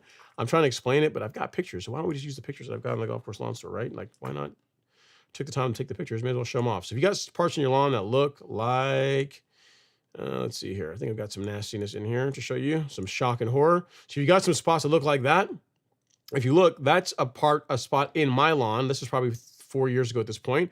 That was some large patch that was coming in. It was not a good time. So this is 2 weeks before, and then I applied Headway G. And if you look now, 2 weeks later, you can still barely make out barely make out that the damage was there. So what I'm saying this to say, Danny, is that even after you apply the fungicide, it doesn't magically reverse the damage that was caused by the disease. What it does is it helps prevent it from getting worse. And depending on the extent of the damage, that's going to be the main factor in how long it takes the lawn to recover from the injury. So with it only being 3 days, too soon to really tell. Having said that, what I use Headway G, or if you like liquids, Pillar SC over like fungicides you get at the big box stores, yes. The concentrations are going to be better. The carriers are going to be better. The cost per application is going to be a lot better than what you pay for the stuff that you get at the big box store. So even though you look at the price of these, you say, man, this stuff is expensive. Not really. When you look at what it costs per thousand, what it costs per application, it's quite a bit less expensive than what you would get when you buy at any of the big box stores, and they're better products. So hopefully that helps, sir. What I would say is you've already applied a fungicide, is give it a couple of weeks. Give it a couple of weeks, give it 14 days, and start seeing if you're seeing some improvement, or hopefully that shouldn't be getting any worse. And then if you want to switch to a different fungicide afterwards, like Headway, like Pillar, then that would be fine. So hope that helps. But yeah, 3 days out from putting out a fungicide, expecting to see a big, massive difference is a bit too soon. All right, next up is Johnny Turf. He says, happy Friday, everyone. Love the content, Ron. Much appreciated. You're very welcome, Johnny. Thank you so much for taking the time to come and hang out. And then next up, we got Devin. What's going on, Devin? We got to get you on the live stream, man. It's been a while.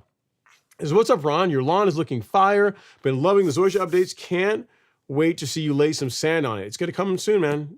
We are less, let me see, to the day, we are 2 weeks out. So 2 weeks from now, if all goes to plan, the sand should be delivered. And then that weekend, the weekend of the 24th, 25th, which is Memorial Day weekend, I guess, right?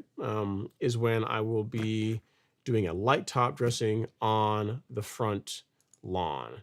So it should be tons and tons and tons of fun. Tons and tons of fun. So I'm going light. So I'm going to show you guys, again, Mario's lawn. This is Mario. I mean, Mario, if you're watching this, I'm not picking on you, but I'm picking on you. So if you're doing this, if you're going super duper heavy like that, this is not how the Zoysia is going to look when I'm done with it. You know what I mean? It's going to be a lot lighter than that. So, but yeah, I'm looking forward to it, Devin. I'm looking at and thinking about ways to live stream it. So we'll see how that all pans out. So you guys can actually see me do it live. It's gonna be tough on the front lawn, but I'll see if I can figure it out to be able to show you guys. You can see the process, or at least part of it, right? Okay, next up is Warrior 1. He says, I bought Certainty. How much should I mix to kill Poa annua / Poa triv, and how much should I wait to water / mow the lawn? So great question, Warrior 1. So Certainty, if you're this time of year, especially if you're using it to control Poa annua or Poa trivialis, you are going to want to use the higher rate. Like on the label, there's special guidance that says on a minimum, on the low end, you can use 1 large scoop or 1.25 ounces per acre, up to 2 ounces per acre. This time of year, you're going to want to bias more towards that 2 ounce per acre rate. So what that works out to is, with your bottle of Certainty, the nice folks at New Farm, or Valent, I keep saying Valent, New Farm, but they gave you a measuring spoon. You got a small end, you got a big end. Small end, big end. And what you're going to use is 2 large scoops of the big end per 1,000. That equates to that 2 ounce per acre rate. And that's going to do a pretty good job knocking out Poa. So Alex had some Poa annua in his lawn. A neighbor next to us also had some Poa annua in their lawn. I mixed Certainty. So yeah, I did like a 4 gallons of this a blend, right? So I used Celsius at 0.45 ounces in 4 gallons of water, which is a high rate for 4,000 square feet, and then a total of 8 large scoops, so 2 per gallon, of Certainty in 4 gallons of water, and did a great job. Absolutely was devastating against the Poa annua. Really did a great job knocking it out. So that's what I would tell you to do on Warrior 1. And as long as you take care of that, and as far as waiting to water, if you spray today along with surfactant, I didn't mention that, but make sure you use surfactant along with it. So some of this in the tank. If you applied it today, you could water and water the following day. As far as mowing, you really want to give it a couple of days. So at least 2 days. If you can wait 3, even better. But you want to give the herbicide enough time for the weed that you're targeting, in this case, Poa annua, Poa triv, to absorb it. And then when you mow it, it's going to have a much more difficult time growing back, assuming it grows back at all. So that's kind of the way you do it, right? You spray the selective herbicide that's appropriate for your grass type, and give it a couple of days for it to work, for it to be absorbed. You may not even really see much of a visual change. With certainty, at the 2 ounce rate, you should start seeing the color kind of falling off of the Poa. You may see start to wilt a little bit, but then once you mow it, it's really not going to come back. And it's really important that you match the correct herbicide to your grass type. I'll show you that. I saw this in the neighborhood, and I can actually show you guys a picture. This is an example of doing it wrong. So say you got Poa annua in your lawn, which I get it, man. We all hate Poa. It's not, it's the bane of many of our existences. And then this picture is someone that had Poa annua, and they decided to say, you know what? I'm gonna go for broke. I'm gonna use glyphosate. I'm gonna get rid of it. And this is what they did to their Bermuda grass lawn. Now, guys, if there's children in the room, you might want to cover their eyes. What you're about to see here is, I can't really even describe it. You just got to see it. But I don't think you want your kids exposed to this kind of thing, which this about as savage you're about to see here. Okay, so this is the wrong way to get rid of Poa annua in your lawn. So this was Bermuda grass lawn. Well, that's the only saving grace. So hopefully it will come back at some point during the season. But you can see they got out the old Roundup and spot sprayed the Poa annua, and they did it. Poa's dead. Poa is absolutely smoked. But you did the Bermuda grass in the process. Now, using a selective herbicide like Certainty will get rid of the Poa and not do that to your lawn. So that was a great picture to highlight the importance of using the right tool for the job. So people always often say, you kind of go on these long rants about making sure you use the right herbicide whenever you're spraying. That's why you do it. Like you don't ever really want to use a non-selective herbicide on grass that you care about, because even Bermuda grass, I'm not sure what rate they even used, but they did not mess around. The Bermuda grass is cooked. Cooked. Poa's dead, but the Bermuda is absolutely destroyed. So, and that it'll look like that. If I had to bet, July, maybe by July, it'll be coming back in. Maybe, because that's some serious damage. So yeah, you won't have that problem since you're using Certainty Warrior 1. All right, moving on, we have, I think I've already answered that question, Brian. Next up, we got Terrence Stamps. It's another leveling question. I have cool season, and I have read that I should be leveling in the fall. Can I still do it now, but just go light? Yes. You can top dress a cool season lawn in the spring and in the fall. Either time will work.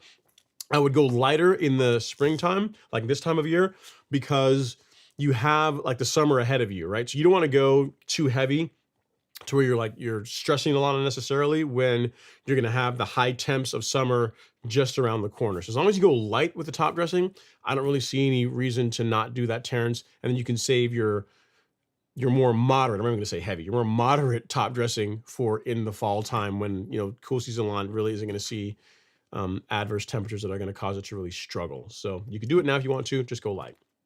All right. Great question. I really do appreciate that. And hopefully it's helpful for other folks that have grasses of your type. All right, Nick Rand is up next. He says, thanks, Ron. Low areas are 3 to 4 inches. Yes, you're kind of on the bubble. Thought was to use some Carbon Pro G with topsoil and then build up the low areas. Maybe unnecessary. Yeah, the thing is, depending on how big the area is, Nick, 3 to 4 inches doesn't sound like a lot, but that's going to take a lot of material. It's going to take a lot more than you think. So given the choice, I would cut the sod, roll it back, and build up that area with a soil that's consistent with what's already in the lawn. So if you got like a clay soil, find yourself some clay soil and use that to help build up the area a little bit. Lay the sod back down, snap it down, get some good contact, and then do a light top dressing with the sand and whatever, biostimulant or whatever you're mixing along with it. That would be the way to go about correcting a 3 to 4 inch rut as quickly as possible. You can do it with several rounds of top dressing, but it's going to take a long time. Like I said, it takes a lot more sand than you think, a lot more material than you think to raise an area of a lawn by 3 to 4 inches. All right, Louis P86 is up next. He says, hey, Ron, when I'm spoon feeding liquids, should I ever see a dark haze over the lawn? Thanks. I don't know what you mean by dark haze. I don't. I mean, whenever I spray my lawn, normally it's in the morning or in the evening, I don't really see any haze or discoloration or anything like that. If you're spraying plant growth regulator, and if you're heavy with the application rate, that could cause like some tip burn that's going to be temporary. But I mean, liquid fertilizer in of itself, if sprayed at proper rates, really shouldn't cause that. Let me caveat that. The liquid fertilizers that we sell, so like the Release 901C, our fertilizer that we partner with the Andersons to create, like those fertilizers that I have direct experience with, are not going to discolor the lawn or cause any kind of weird color shifts shortly after spraying them, as long as you spray them at the rates that I recommend, which again, like 6 ounces per thousand. So I don't know what you mean exactly by dark haze, Louis P. I mean, you sounds kind of ominous, almost like you sprayed the lawn, like, you know, the clouds, like dark clouds formed, and started getting colder outside, and sounds kind of dramatic, man. I don't know exactly what you're talking about. At any rate, it's probably going to go through it. Probably not going to be that big of a deal. Whatever you did, probably not going to be permanent. All right. Turf 9 official. Actually, before I get to that, you have a follow-up. He says, also, I received my gallon of 22-3 fertilizer and microblend from the Golf Course Lawn Store. Can't wait to spray. Very nice. Now, Lewis, I know you're going to be all excited about spraying your liquid fertilizer. You got your new toy.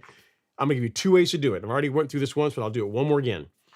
When it comes to those 2 fertilizers, if you want to go, we'll call it the, all the iron or bust approach, like give me all the iron, then you just would simply spray them both at the label rates. So the 22-3 at 6 ounces per thousand and the micronutrient at 6 ounces per thousand. Like that is how you could use them if you want to get all the iron and get a nice deep color, and you don't really care that you're using more product than you absolutely have to. If you want to spray them the way that I spray them, you would use the 22-3 at 6 ounces per thousand. And when I am mixing it, and this is the only caveat, when I'm mixing it along with the 22-3, the micronutrient along with that, I back the rate down. So I spray it at 3 ounces per thousand, because I've already got some iron in the 22-3. And again, if this color is good enough for you, if it's not dark enough, then ignore what I'm saying and you can spray it the way you want. But if that color is good enough for you, that's what you're looking at. You're looking at the 22-3 at 6 ounces per thousand, and you're looking at the micronutrient in the tank at 3 ounces per thousand. So if you like that color, then go with it. If you don't like that color, then you can go heavier. All right. I think that looks pretty good. All right. Turf 9 official says, happy Friday, y'all. Love the content, Ron. Much appreciated. Thank you so much, man. I really appreciate you taking the time out of your Friday to come and hang out and say hello and be nice. It's always appreciated. All right. Aaron says, so the HOA was planning on planting a tree there, but we told them no, and they already had dug out holes, so they put new sod in the circle. I put down Humic Max 2 weeks ago. I'm cutting at 1 inch. They were gonna put a tree where? Like, hang on, Aaron. Let me look at this one more time. That's like right next to your house. How is a tree going to work there? It's craziness, man. So yeah, no, that wasn't gonna. I mean, good call stopping them. That was not good. So you applied it 2 weeks ago. So what do your soil tests look like for this year? If you have it, Aaron, email it to me. My email address is ron@golfcourselawn.com. That's it right there. Just send me an email saying, hey, this is Aaron from the live stream. Here's my soil test results for the spring. Let me take a look at that and see if there's something else going on, because like the lawn should be responding to the 1608. Again, assuming you applied it at the correct rates, like 3 ounces per thousand, you should be seeing a nice color response. So it'd be nice to see if there's something else going on with the lawn. And again, from the pictures that I saw, it looks like you're getting enough sunlight that area should be looking better than it does. So yeah, email me your soil test results and I'll take a look. All right, next up is Jay Brooks. He says, I had an accidental problem here in Georgia, gang. Oh boy, the best comments always start that way. Is I managed to get a little overspray of the glyphosate on my Bermuda. Anything I can do other than give it time to recover? Not really. Just give it time to recover. Here's the thing. If you oversprayed it and you saw right away, like right after you did it, you oversprayed it, then you could have watered that area heavily. Like that would have been something you could have done. But if you are you know you oversprayed the area because you're seeing the damage. In other words, you're seeing some stuff, some parts of your lawn looking like that, then it's just a waiting game. Now you can lightly top dress with like a nice compost, like carbonized PN, like that is going to help encourage the grass to spread and fill in there a little bit faster. But largely, it's going to be a waiting game. So hopefully, you said it was overspray, so hopefully just a light. It wasn't too the damage wasn't anywhere severe like that. But just give it time, and it will recover. Just give it a minute. All right. Next up, we have Mace. Mace says, "Hey, I remember you were having problems with dogs violating your lawn run. I use a mixture of 50% cayenne pepper powder and vinegar. Works well. Doesn't burn the turf. Yes, what I did is got some of those signs that I stuck out. I mean, I'm becoming. You know what it is, guys. I hate to say it, and I mean, you guys can probably kind of you can probably you can see what I'm saying. This might resonate with you. You know those crotchety old guys, like, stay off my lawn, don't get out my lawn. I kind of feel like I'm turning into that a little bit. So I went out and I got some of those signs, like saying, hey, please be respectful. Don't let your dog poop or pee on my grass. I literally put like 3 or 4 of those, like by the mailbox, by the lamppost, like, and literally I put one right in the pee spot, the big burn spot that I got on my lawn, so they can be like, oh, this is why he's telling us to do this, to not pee in his lawn, because he doesn't want that to happen. And that happened to the Bermuda, because Bermuda, while I'm not happy about the damage from the dog in Bermuda, at least it was Bermuda, because that will recover in the next, couple of weeks.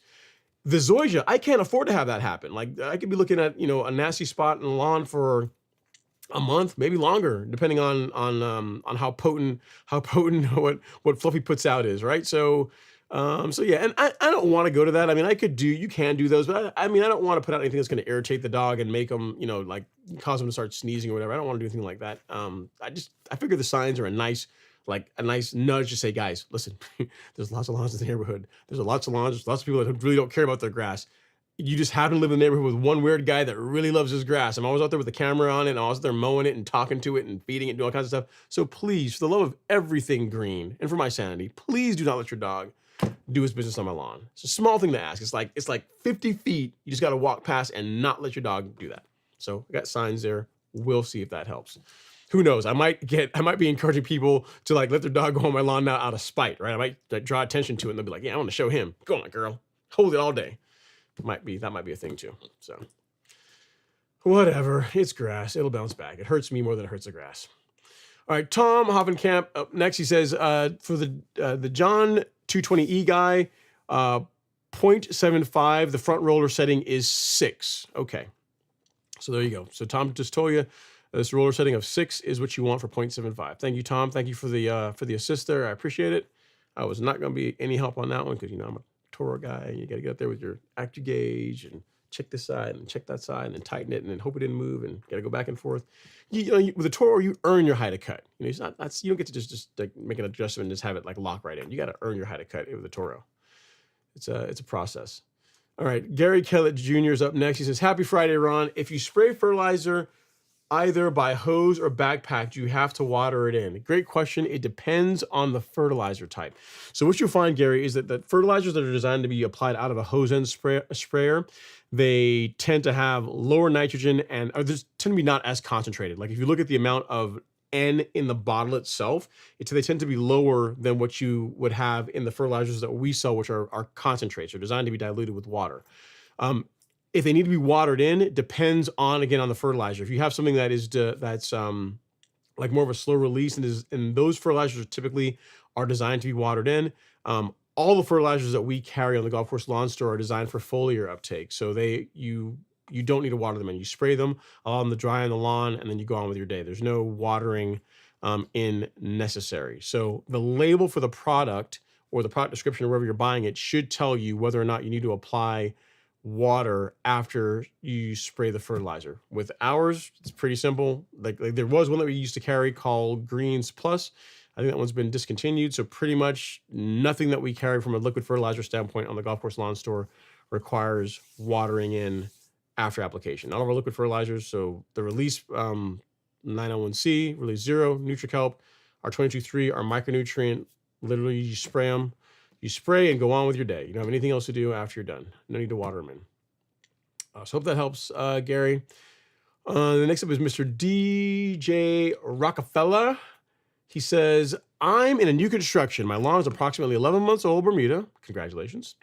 There is a ton of thatch and some portions of it is struggling. I have a ton of weeds. What do you suggest? Okay, so we got some thatch, we got weeds, and a brand new lawn. Okay, so what I would say is we'll just walk right down the 5-step process. And first thing we're going to want to do is get the weeds under control. So for Bermuda, the easiest way to do that, that's going to work now and also when temperatures are higher and really not have a material chance of discoloring your lawn, is a kit that we have that consists of 2 herbicides, Celsius and Certainty. Two great, I mean, this covers over depending on the rate, well over 2 acres. Celsius is your broadleaf control. Certainty is your sedge and some grassy weed control. You have a surfactant, which helps the herbicide stick and spread on the leaf of the weed you're targeting, hence the name spread or sticker, and then a marker dye to help you see to indicate where you've sprayed. So as far as like if I were faced with a lawn that had a lot of weeds in it that I need to clean up quickly and also minimize any chance of injuring the grass, hint, hint, I had to do that a week and a half ago. This is what I would use. This is it right here. That's what I would go with. All right. So once you do that, what you're gonna do is you would use Celsius and Certainty, use that to clean up the weeds in your lawn. And then what I would tell you to do is before we get out there and do any kind of like dethatch or anything like that, is I would just start mowing it. Start mowing regularly. So I'm not sure how often you're mowing right now, DJ Rockefeller, but start mowing it regularly, at least twice a week. Start feeding the lawn. So get a soil test done and feed your lawn a good quality fertilizer based on that, and just keep up with your mowing. And then, once we get to the point where the weeds are now gone, the lawn is greening up, is looking better, even if you still have a bit of thatch, at that point, you can consider a couple of different things. You can do a verticut, or you could do like a mid-season scalp. That's another way of cleaning out any thatch buildup or any debris that's in the lawn. Of the 2 options, I am a fan of verticutting more so than a mid-season scalp, mainly because visually it's not as ugly. Like if you verticut a lawn properly, like you don't really see too much that the lawn has been verticut. It does a great job removing the debris. So that's the way I would go. But before I did that, I would let's get the weeds under control, start mowing it, feed it, and then if you want to go out there and get out there and dethatch it or verticut it, then that would be good to do. Reason why I'd want you to get the lawn a little bit healthier before we did that is because I haven't seen a picture of it, but based on what you're describing, it sounds like it's not in great shape. The reason I want it to be healthier is that we don't want to like add insult to injury. So this lawn's already is struggling because it's been competing with weeds. It sounds like, it's not really that thick, and to use your own words, it is struggling. So let's get the weeds cleaned up. Let's start mowing it, fertilizing it, getting it in just a better shape overall. Then we can bring in verticutting to clean out the excess thatch or debris, and then the lawn will really take off at that point. If you're doing what I'm saying, you should be able to, with Bermuda, 30 days, 45 days, you should see a pretty big improvement in the lawn. And then by July, what does that put us? Puts us into July, like into like late June, early July, you'll be in a really good spot to be able to now introduce a verticut if you wanted to. All right. So hope that helps, sir. I'll send you a link here to the Celsius Certainty Kit. Depending on the size of your lawn, you might be able to go a la carte and get like the smaller Celsius packet and just get Certainty. Just it really depends. But that kit really is the best deal as far as like what you pay versus the number of applications you get and the cost per application. All right, so hopefully that helps. If you need anything else, let me know. But again, congrats on the lawn, and it can get a lot better. The good thing is you got Bermuda grass, so it doesn't take much to get Bermuda grass in pretty good shape. All right, Colin says, yes, a small patch of lawn is ahead of the game for sure. Like you mentioned, everything will catch up soon. The 2 roots are from 2 trees. The tree from 2 existing trees, actually. Oh, wow, that's crazy. So the trees are still there, and they did that. Ugh. Just let you know, man. Roots, trees can be bad for your grass, bad for your lawn. All right, BL 1980. This is good. I was wondering how long it would take me to start getting the seed head questions, and you are the first one that's really coming up this season. And so it starts. He says, hey, Ron, I have Bermuda seed heads already, and I don't know why. I started half rate of PGR a month ago, been getting rain, fertilizing, and real mowing. Any idea what I'm missing? You're not missing anything. It's a natural thing. It's going to happen this time of year. My lawn, I'm seeing small amounts of seed heads. I mean, you can't visually see them. And when I'm mowing, I can see them. But if you look at this here, you really can't see seed heads anywhere really throughout that, right? But yes, in the month of May, typically around mid-May, once it gets hot, which it hasn't really gotten really hot yet, but typically in the middle of May when it starts to get hot, we go through a 2 or 3 week period where seed heads really start to show out in a Bermuda lawn. It's given that you're doing all the things, you're watering properly, fertilizing properly, you're regularly mowing, it should really only be a 2 to 3 week type problem. The fact that you're using growth regulator is going to reduce how much seed heads you get. Again, on my lawn, unless I went out and pointed them out to you or took a small video and got down close, you're really not going to be able to see them. But it's completely normal. Like whenever you look at the label for growth regulator, it talks about seed head suppression, like using it as a tool to suppress seed heads. It is just that. It helps suppress them. It doesn't like prevent them all entirely. So you're going to get a lot less, but they're still going to be a thing. And it's just a natural response from the grass. So you didn't do anything wrong. It's going to be a temporary problem. So don't worry about it too much. Even in my lawn, they're already starting to show up a little bit. But again, it's only a couple of weeks, worst case scenario in my case. All right. So hopefully that helps, sir. Higgy Pop is in the chat. He says, happy Friday, everyone. Have a great show. Let's all hit the like button for Ron. It's free. It is free. It is free. It's a free way to support the channel. Thanks so much, Higgy. I appreciate all the love and support. And then next up, we got Colin. He says, pushing up through the grass before getting poorly rooted in should look pretty good here in the next month or so after doing the 2 spots that needed it. Yeah, I got you, Colin. I mean, this is pretty rough. I get it. I mean, digging that out is pretty gnarly. But the nice thing is you're doing it early in the season. So there's still plenty of time for this to recover. And then before you know it, the entire lawn will be looking like that or better. So you go from that to that in no time. So just keep going. Just stick with it. Just a time thing. Just a time thing. Next up is Jimmy Miller. He says, evening, Ron. Getting ready for my first lawn leveling. Send an email with questions. When to apply, I guess you're going with a straight urea fert. Application right before sanding or after. First of all, I personally would not do a straight urea. I wouldn't do, straight urea, but if that's you want to do that, go for it. And if I were going to do it, I would do it before, like right before leveling the lawn, before putting the sand out. Okay, Maurice Anderson is up next. He says, hello, everyone. Ron, is there a botanical reason why you don't go to an all-liquid fertilizer program? Yeah, because the reason being, Maurice, is that they have like granular liquid fertilizers, they have their strengths and weaknesses. Like, first of all, if you're looking to build up nutrient levels in the soil, granular is a better way to go. Like, unless you start mulching your clippings back into the lawn, which I don't do, like, with a foliar spray, it's not a great way to really build up levels of macro and micronutrients in the soils. Granular is a lot better for that. And then from a standpoint of just feeding, right? So granular fertilizers from a standpoint of being able to feed for longer periods of time, and by longer periods in my case, I'm talking like 4 to 6 weeks. They're better for that than using a liquid fertilizer. Now, can I go to an all liquid program and get pretty good results? Probably. I would have to increase the rates that I'm spraying the liquids at, which would increase the likelihood of, or the chances of there being some discoloration, especially if you get into the hotter times of year. So not excited about that. So yeah, I mean, the reason why I don't do it is because it's not the best approach in my opinion. Like granulars have a lot of really good benefits. For example, not only from like nutrient levels, but when I want to add like humic acid or just biostimulants to the soil, like granular, like the granular fertilizers that I use, Humic Max, like 9% of it is humic acid, right? So it's gonna be tough to get that in a liquid that's gonna work as well. So it's not just from a nutrient standpoint of why I do a blend of the two. They serve different purposes, and in my opinion, they work, like using them together really is the best result versus going only granular or going only liquid. Like for example, if you could ask me the same question, you could say, for your micronutrient or for your plant growth regulator, why do you do liquids? Why not just go all granular? Because they do make granular PGRs, but they just, in my opinion, they don't work as well as the liquids do.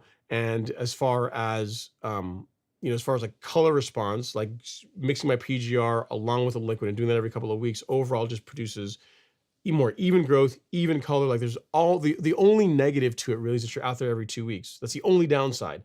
Other than that, it's all upside. You're able to put less nutrient into the soil. The color looks better. The lawn doesn't grow too fast. Like there's really no negative to it other than you have to be out there twice a month. So that is why I do a blended program, because in my opinion, I think it's the best way to go. All right, next up is Lewis P. He says, what part of the day do you recommend spraying liquids? For the most part, morning or evening. So whenever I did my last application, I did it in the morning. It's probably like 8 or 9 in the morning. There's still a little bit of dew on the lawn, so I sprayed in the early morning. Most cases you want to avoid spraying when it's really hot out, because that's when you can get some stress and discoloration.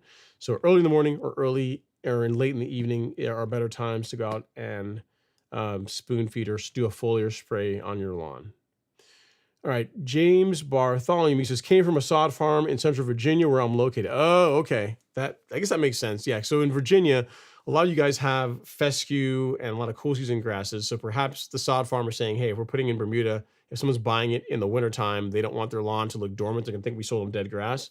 So I guess as a service of sorts, they overseed it with ryegrass for you. That's cool. I've never heard of that until now, James. But my answer still stands the same. I would get rid of it. I would spray it out. It will help the Bermuda to establish faster. All right, Ruben Texiera is up next. He says, I mowed my lawn, and the next day it looks like it needs to be mowed again. My plan is to mow every 2 to 3 days. Thoughts? People will tell me it looks like a carpet. I see nothing wrong with that at all, Ruben. Now, here's the thing. You're coming to a guy that enjoys mowing his grass and asking, hey, should I continue to mow my grass every 2 to 3 days? So I'm probably not the best person to ask. In other words, if your wife is getting on your case saying, Ruben, you're in the lawn too much, and why are you always mowing your lawn, and you're coming to me as like an accountability partner to get you to mow less, I'm probably not the guy. Probably not. Having said that, your lawn looks really good. Like you sent a picture here of it. Let me see if I can show the folks here on the live stream. Hopefully this comes through. It's not a great video, but yeah, overall, man, looks good. And I'd say the grass likes it. So overall, you're doing a pretty good job. You're watering it. You're mowing it. There's nothing wrong with that, man. And compared to the lawn in the background, your color looks better. It looks more even. So I'd say you're doing it right. You're doing it right. The only thing I might tell you is if you are, something that will help it is, even if you still want to mow every 2 to 3 days, if you can introduce plant growth regulator to your program, it will help. It will help visually improve the appearance of the turf if you can do that. Because what will happen is every time you mow it, less material will come off. And what this does is it helps promote like older leaf, like if you look at the leaves on a tree, like newer leaf on a tree tends to be lighter in color than older leaf. Same is true for your grass. So for every time you cut it, you're taking off less material. As a byproduct, you tend to get a darker color. So it's not like plant growth regulator causes your lawn to get dark. It's not like there's iron or anything like that. But just by the fact that you're not taking off as much material every time you mow it, the color tends to be richer and just in most cases darker. So that'd be the next thing I would point you to, Ruben. Keep up with your mowing, but then also consider adding some plant growth regulator to your program. That would be my recommendation. You said I just use a push mower and cut it 2 inches, KBG tall fescue. Yeah, still, I'd say 2 inches. You can still use some PGR and it would look that much better. All right. Next up is Tim Lee. Says, wish I could send you a super chat, but I'm in the transition zone being out of St. Louis, and I got Kentucky bluegrass and turf type tall fescue going into its first summer. What should be my focus for 95 to 100 degree temperatures in the summertime? Okay, yeah, so great question, Tim. So first of all, as far as being able to do a super chat, you can't really do that, but if you want to contribute to the live stream, support the show, you can use Cash App, that link right there. It's a way to send us some cash to help support the show. As far as what I would say for your lawn going into summertime is make sure you're getting enough water on your lawn, the Kentucky bluegrass and turf type tall fescue. Like fescue is probably a bit better than KBG when it comes to the high temps, but both of them need a lot of water in the summertime, especially given the temps that you're talking about. Like we have, like in some parts of our neighborhood, like the areas that the HOA maintains, they have a lot of fescue that are just big trees, so it does better in the shade. But even then, during the summertime, they're watering it constantly. There's a big church that's across the street from where I go train in martial arts. And during the summertime, like literally there's not a time of day when I don't run by there and there's not irrigation running. They have like a well, so they've got access to pretty much unlimited water. But it takes a lot of water. That's the thing I would tell you. So something else you can do that will help reduce the amount of water you have to apply is using a moisture manager. So if you go to the golf course lawn store and you go to shop and moisture management, what I would look at doing is putting out Hydrotain. Ideally, you're going to want to do this before the 95 to 100 degree temps. So You could do it now in May because this lasts for 60 to 90 days. And then once we get into the hotter time of the year, so what would that put us into, like early July, you could do another application. So this is going to reduce the amount of water you're going to have to use. It's going to help the lawn resist stress a bit better.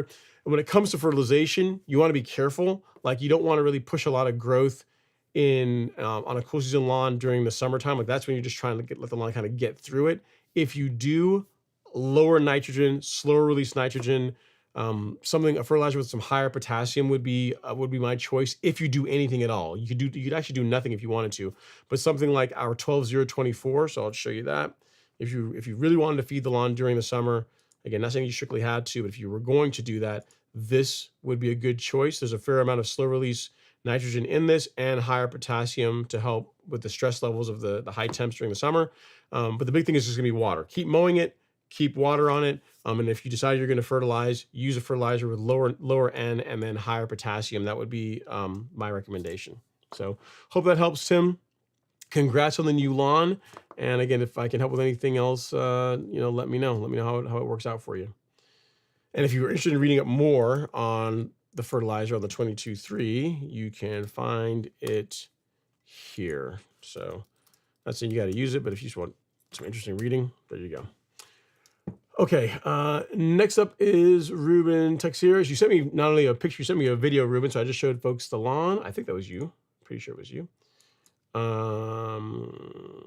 Yeah, it was a video you sent. Yeah. Okay, and then next we got Top Gun Third. He says, hey Ron, how worried should I be about proconazole stunting my Bermuda grass growth? I just aerated, leveled, and put out the antifungal down. If you're applying it at the proper rates, you shouldn't really have a negative effect with fungicides as far as it's stunting the growth of your lawn. Like Headway G has propoconazole in it. And I've applied it this time of year. I've applied it in June, and I've never seen any stunting or any really adverse effects as far as growth to the lawn from doing that. So as long as you're spraying it at the correct rates, you really shouldn't have a problem. So hope that helps, Top Gun but yeah, I mean, like the front lawn, that is one thing the front lawn has gotten, because the amount of water that I've been giving the front lawn help get it established, the zoysia, putting out a fungicide is cheap insurance to help prevent potential disease problems, and it's been just fine. No problems, no worries at all. Okay, next up is CL and CM. He says, if you have a lush lawn, do you still need to seed every fall? I don't think so, CL. I don't, and this is a great question. So it's a common thing for folks that, in the fall time rolls around, you got a cool season lawn, and says, hey, it's fall time to overseed the lawn. And unless you have a need to do that, I'm not a huge fan of doing it, because if you overseed your lawn in the fall, then you really can't use pre-emergent, or you're going to be working against yourself as far as getting good germination from your grass seed. And if you don't use pre-emergent in the fall, then you end up with weeds during the fall, and in the springtime, early springtime, you have to fight Poa annua. And with cool season lawns, there's really one game in town that actually works pretty well, and it's not inexpensive. So Velocity PM, like this is what you need to use to control Poa annua in a cool season lawn, a rye or fescue lawn, some KVG cultivars too.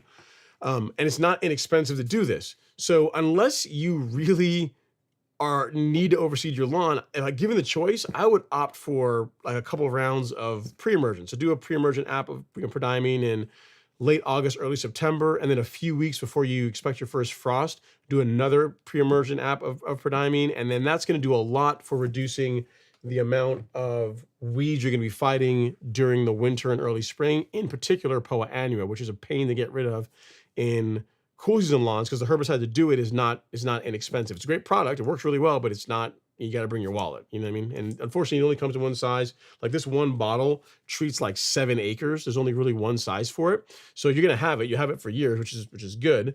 But you can avoid having to rely on a product like this if you just use pre-emergent to reduce the amount of Poa that you have in your lawn in the first place. But if you do that, then you really can't overseed. So hope that helps answer your question, CLCM. Unless there's a reason to help, beef up a lawn that's kind of thin, I would not.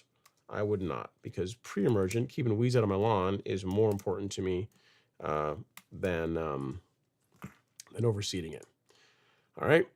Okay, next up is Jerez Peoples. He says, hey, Ron, I'm in Liberty, Georgia. Is it time for aeration and seeding? Is it time for aeration? Yes, you can aerate your lawn now. Really, starting in April, you can core aerate your lawn. As far as seeding, no. I mean, if you got like, I'm assuming you've got like Bermuda or zoysia, like one of the more common grasses that we have in this area, in which case you don't need to seed either of those. If you have like a fescue lawn, I guess you could do some grass seed if you need to fill in some thin spots. But outside of that, if you got Bermuda or zoysia, no, there's no seeding required. All you really need are time, temperature, good nutrient program, and just sit back and watch it go. You mow it, it's gonna take off, light off like wildfire, and you'll be like Ruben saying, "Man, I'm mowing this every 2 days. This is craziness." That's where you'll be instead of like worrying about the lawn filling in. The Maestro's up next. He says, "What's good, Ron?" Not too much, man. Living life. He says, "What happened to the Yallet?" Not too much. It's still there. I use it for verticutting. I'm using it for verticutting primarily. So just running the Greensmaster on the lawn. Here's why, right? So the Allet I can only use on the back lawn. The GM I can use on the front lawn and the back lawn. So this season I've been a bit more busy. So I'm just, versus like getting the Allet out, having to, mow it, put it up, then go get the Greensmaster, mow the front lawn. I just got one more that I can mow the entire thing with. So that's why I've been doing it, just purely out of convenience. But I still got it set up. I verticut the lawn with it a couple of weeks ago and that went great. So the Allet's still around, still in great shape, still cuts, is still good. If one of these times y'all want, I'll break the Allet out and I'll mow the back lawn with the Allet, just so you guys can see the Allet is still doing its thing. It's not gone anywhere. But I've just been using the Greensmaster just mainly because of convenience. All right, next up is Polox in Paradise. He says, is the carbon kit only once a month and the 22-3 twice a month, or do you do both twice per month? You could do it either way, Polox in Paradise. How I do it is both of them twice a month. So the liquids in the carbon kit, 3 ounces per 1,000, along with the 22-3, and that's what I spray every 2 weeks. If budget reasons, you can only afford to spray the carbon kit once per month, that will work well too, but I just do them all every 2 weeks. So my liquids, like my liquid program for my foliar spray does not change at all once I start really in April, start doing that. It doesn't change at all. So like the same, the biostimulants, growth regulator, it's all the same really until like September. So yeah, every 2 weeks, all of it. All right, Mace says, that looks great, Ron. Thanks, I appreciate it. I guess you're talking about my lawn or one of the other pictures that you showed here, but either way, I appreciate you. White Glove PC says, core aeration and soil amendments going down tomorrow for my bare dirt to Bermuda project, Ron. Seed going in next weekend. Thanks for all the info, sir. Nice. Sounds like a fun project, White Glove PC. Take pictures, and one thing I will tell you is be prepared for it to take more water than you expect. Andrew Flores is like someone on the live stream that recently did his lawn. I think he used Royal TX? I think this is Bermuda grass seed or blend that he used, and it came out really well. Like 5 weeks, the lawn was looking really good, but he used a lot. He watered it quite a bit, so that's one thing you need to be prepared to do. If you're going to be doing it from seed, which you can do, you can establish a Bermuda lawn that way, but it just takes a lot of water, so be prepared to do that. All right. Antoine Clacken says, any thoughts on controlling Bermuda with atrazine? It's not on the label, but I know Bermuda doesn't like it. I mean, you'll likely injure it. You'll give it a black eye for a little bit, but it'll just come right back. Like your atrazine isn't going to kill it if that's what you're after. So, depending on the grass you have. So if you have, this is normally a question for people in Florida, but if you have a zoysia lawn or a St. Augustine lawn and you're trying to control Bermuda grass, what you need to do, the way to do that is not to use atrazine, it's to use Recognition and Fusilade. So this combination, that's about a year old now, new thing, new hotness from the folks at Syngenta.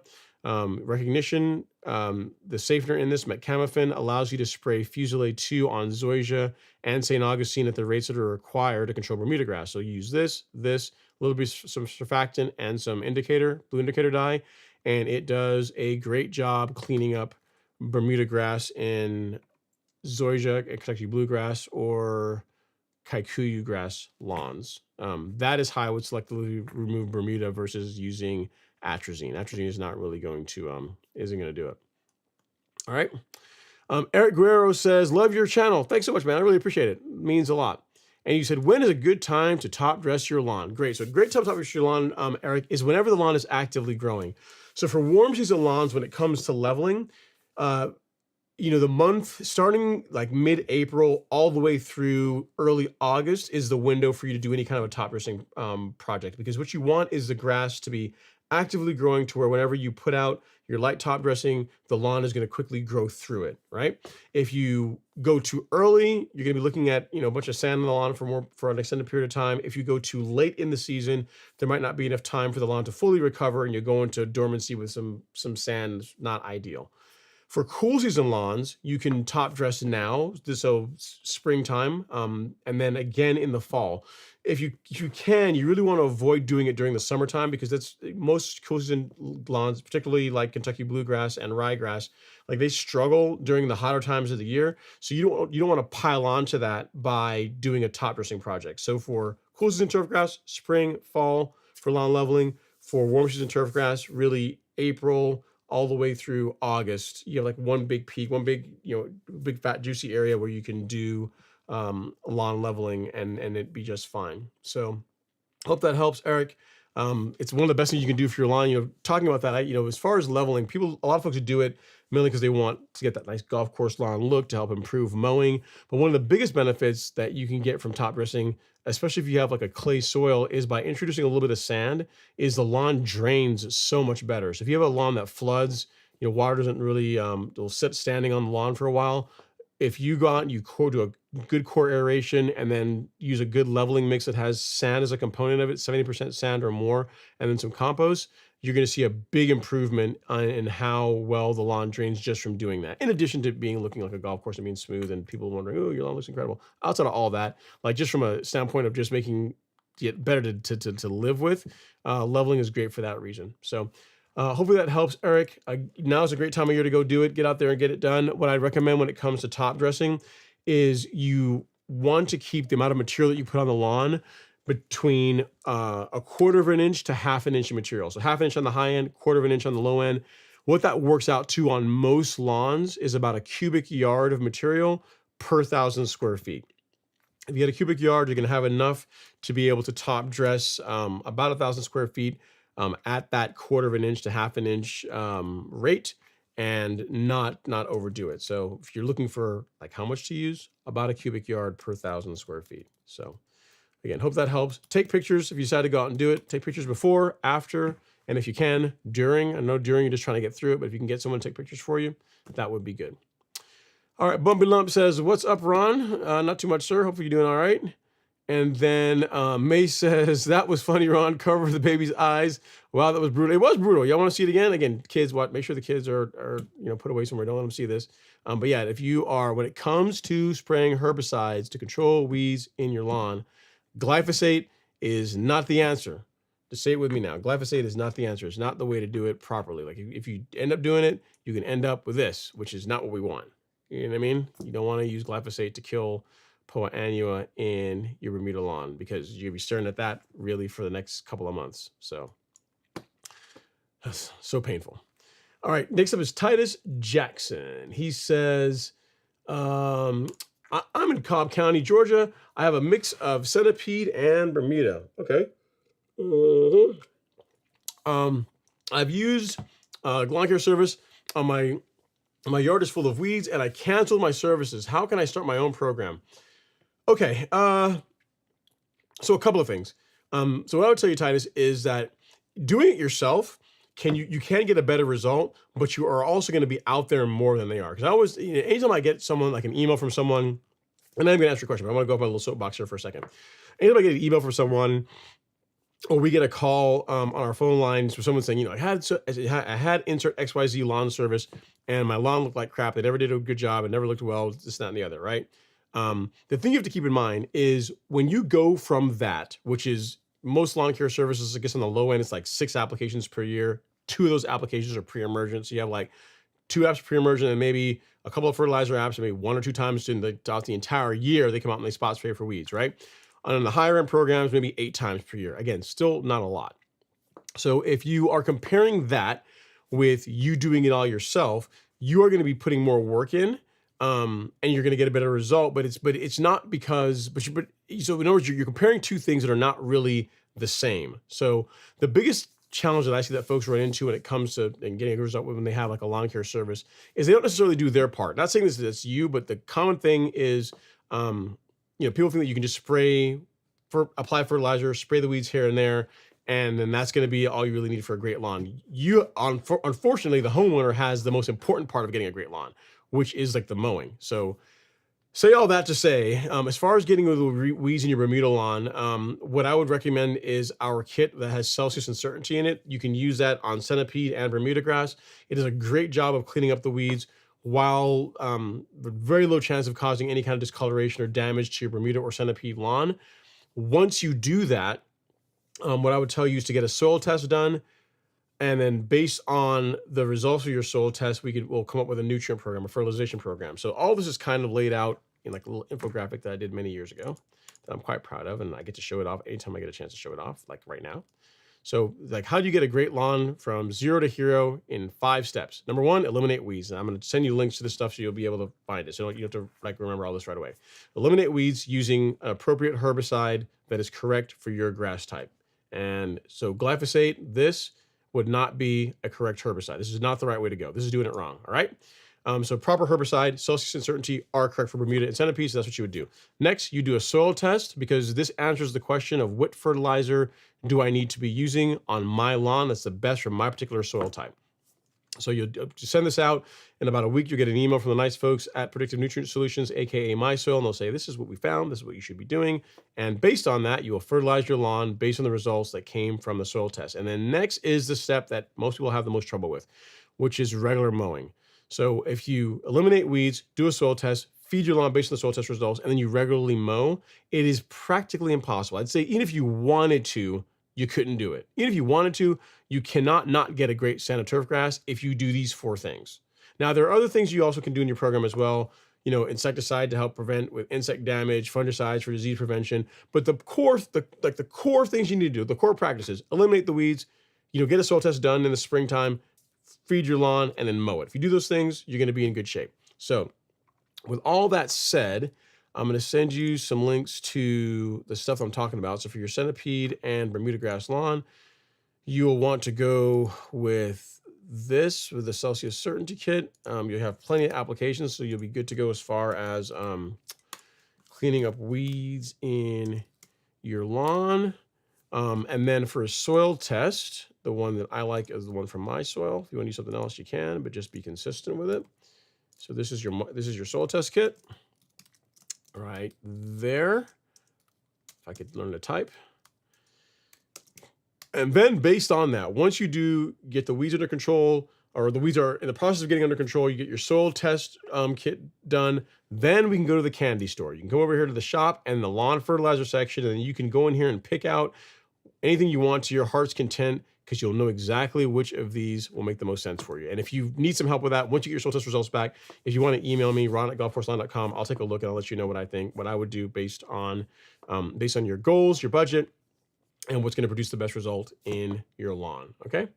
But then the biggest thing, again, is mowing. Once we established all those things, you got the weeds under control, you're feeding it a regular nutrient program, is mowing. If you want an idea of like a program that we put out for free that folks like from Washington to Florida follow, and they get great results with their lawn.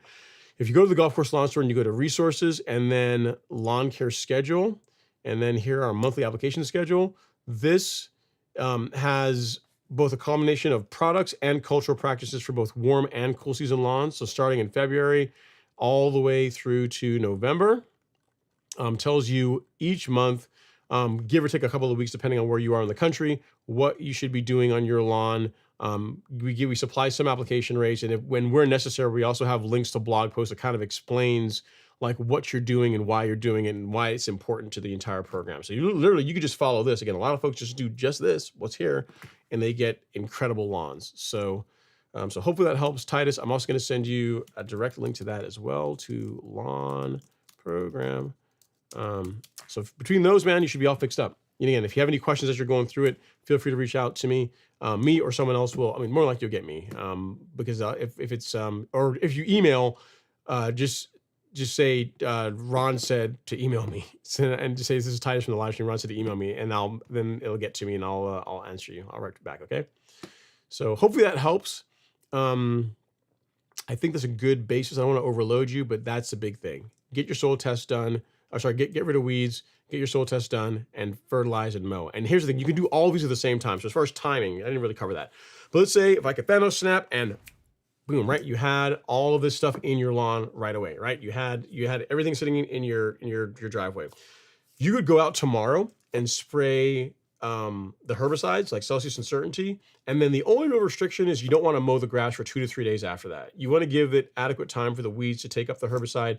And then after you're done, after the 2 to 3 days have passed, you can mow your lawn, you can fertilize your lawn, you can do all the things. So it's not like you have to get rid of the weeds and then do the soil test and then fertilize. Literally, you could spray the weeds in your lawn using a selective herbicide that's correct for your grass type, do a soil test, like literally on the same day if you wanted to, send the soil test out, and by the time you get your results back, you'll be already you're out there mowing already, and then you can start feeding the lawn. So in the space of a week, you can be doing all of this stuff, is what I'm trying to tell you. So you don't necessarily have to, you don't just like do one, then the next, then the next, then the next. They kind of be stacked together. Again, the only real thing you want to be cognizant of is after spraying herbicides, 2 to 3 days before you start mowing the lawn again.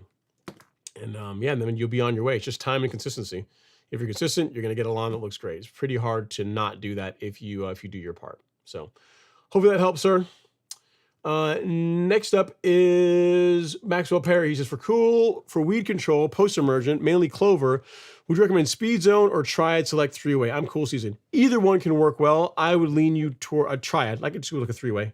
Like 3-way, Triad works pretty well against clover. That's what I would do, Maxwell, especially this time of year, because it's not too hot. With the 3-way, you got to be kind of careful as we get into the hotter time of the year. But now you're good to go to knock out some clover with Triad. That would be my option. The Maestro says, too much iron can turn your lawn black. Yeah, I didn't get mine to the point where it turned black, but it did turn like this purplish gray color a bit. So again, I wouldn't overdo it regularly with lime. I really wouldn't. Kevin Grimes says, what are your thoughts on Carbon Pro L and why do you stop using it? Great question. So thoughts on it. When I used the product, I thought it was a great product. The big thing is that a couple things. As far as what I created with Miramichi Green, or what I partnered with Miramichi Green to create, rather, is probably a better way of saying it. In the carbon kit, it's superior to Carbon Pro L. The cost per application is less than Carbon Pro L, and then everyone can get it. So one of the problems, if you go back and look at some of my old videos where I started talking about Carbon Pro L, if you look through the comments, part of what you'll see some people say is, oh, this is a really cool product. I can't get it. And that's a big part of like this part of what caused the golf course lawn store to even exist in the first place, was I wanted to have like a curated list of products that I use that are appropriate for my lawn and for other people that are trying to get like great stands of turf grass that anyone all over the country would have access to for the most part, barring like regulations, restrictions, that type of thing. And Carbon Pro L, like it's a product that is made for Lesco/Site 1. So the only place you can really get it is there. And not everyone has one of those nearby them. And again, the Miramichi Carbon Kit with Release Zero, NutriKelp, and BioSpectrum is superior to that, which is why I moved away from that to the Carbon Kit. So that be why, Kevin. Next up is Lance F. He says, thank you. He says, Ron, thank you. I have a manual reed mower my Kentucky Bluegrass at 3/4 of an inch for the past 3 seasons. Now I have a California Catalyst, and 3/4 of an inch is scalping. Is 3/4 of an inch too low for cool season? Now set at 1 inch. No, you can cut Kentucky Bluegrass and ryegrass at 3/4 of an inch. You can cut it shorter than that, actually. What you're probably running into is the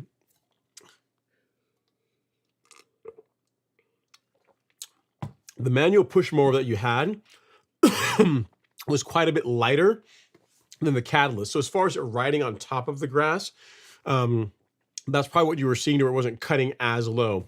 The catalyst, being a much heavier mower, is probably riding more on the actual soil, or just lower in the canopy, which is why you're getting the scalping now.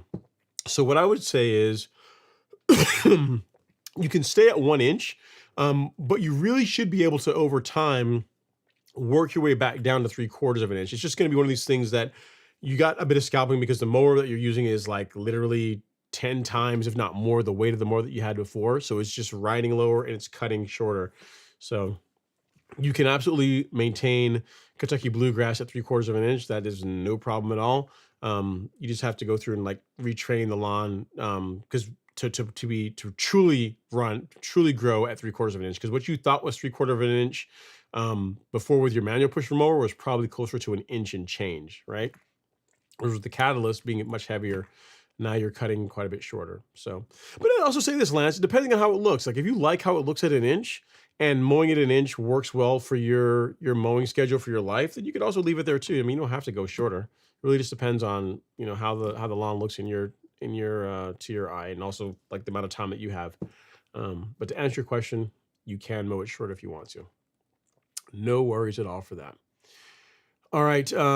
Offred NV says, "Hey Ron, it's finally warm in the biggest little city." Where is that? Is that Las Vegas? Is that the name from Las Vegas? No, I guess, because Vegas isn't that big, but it is pretty. It's not a big city, but it's actually a lot of people there. Pretty big. All right. Next up is Maze. He says, "Trust me, Ron, people are just jealous and mean."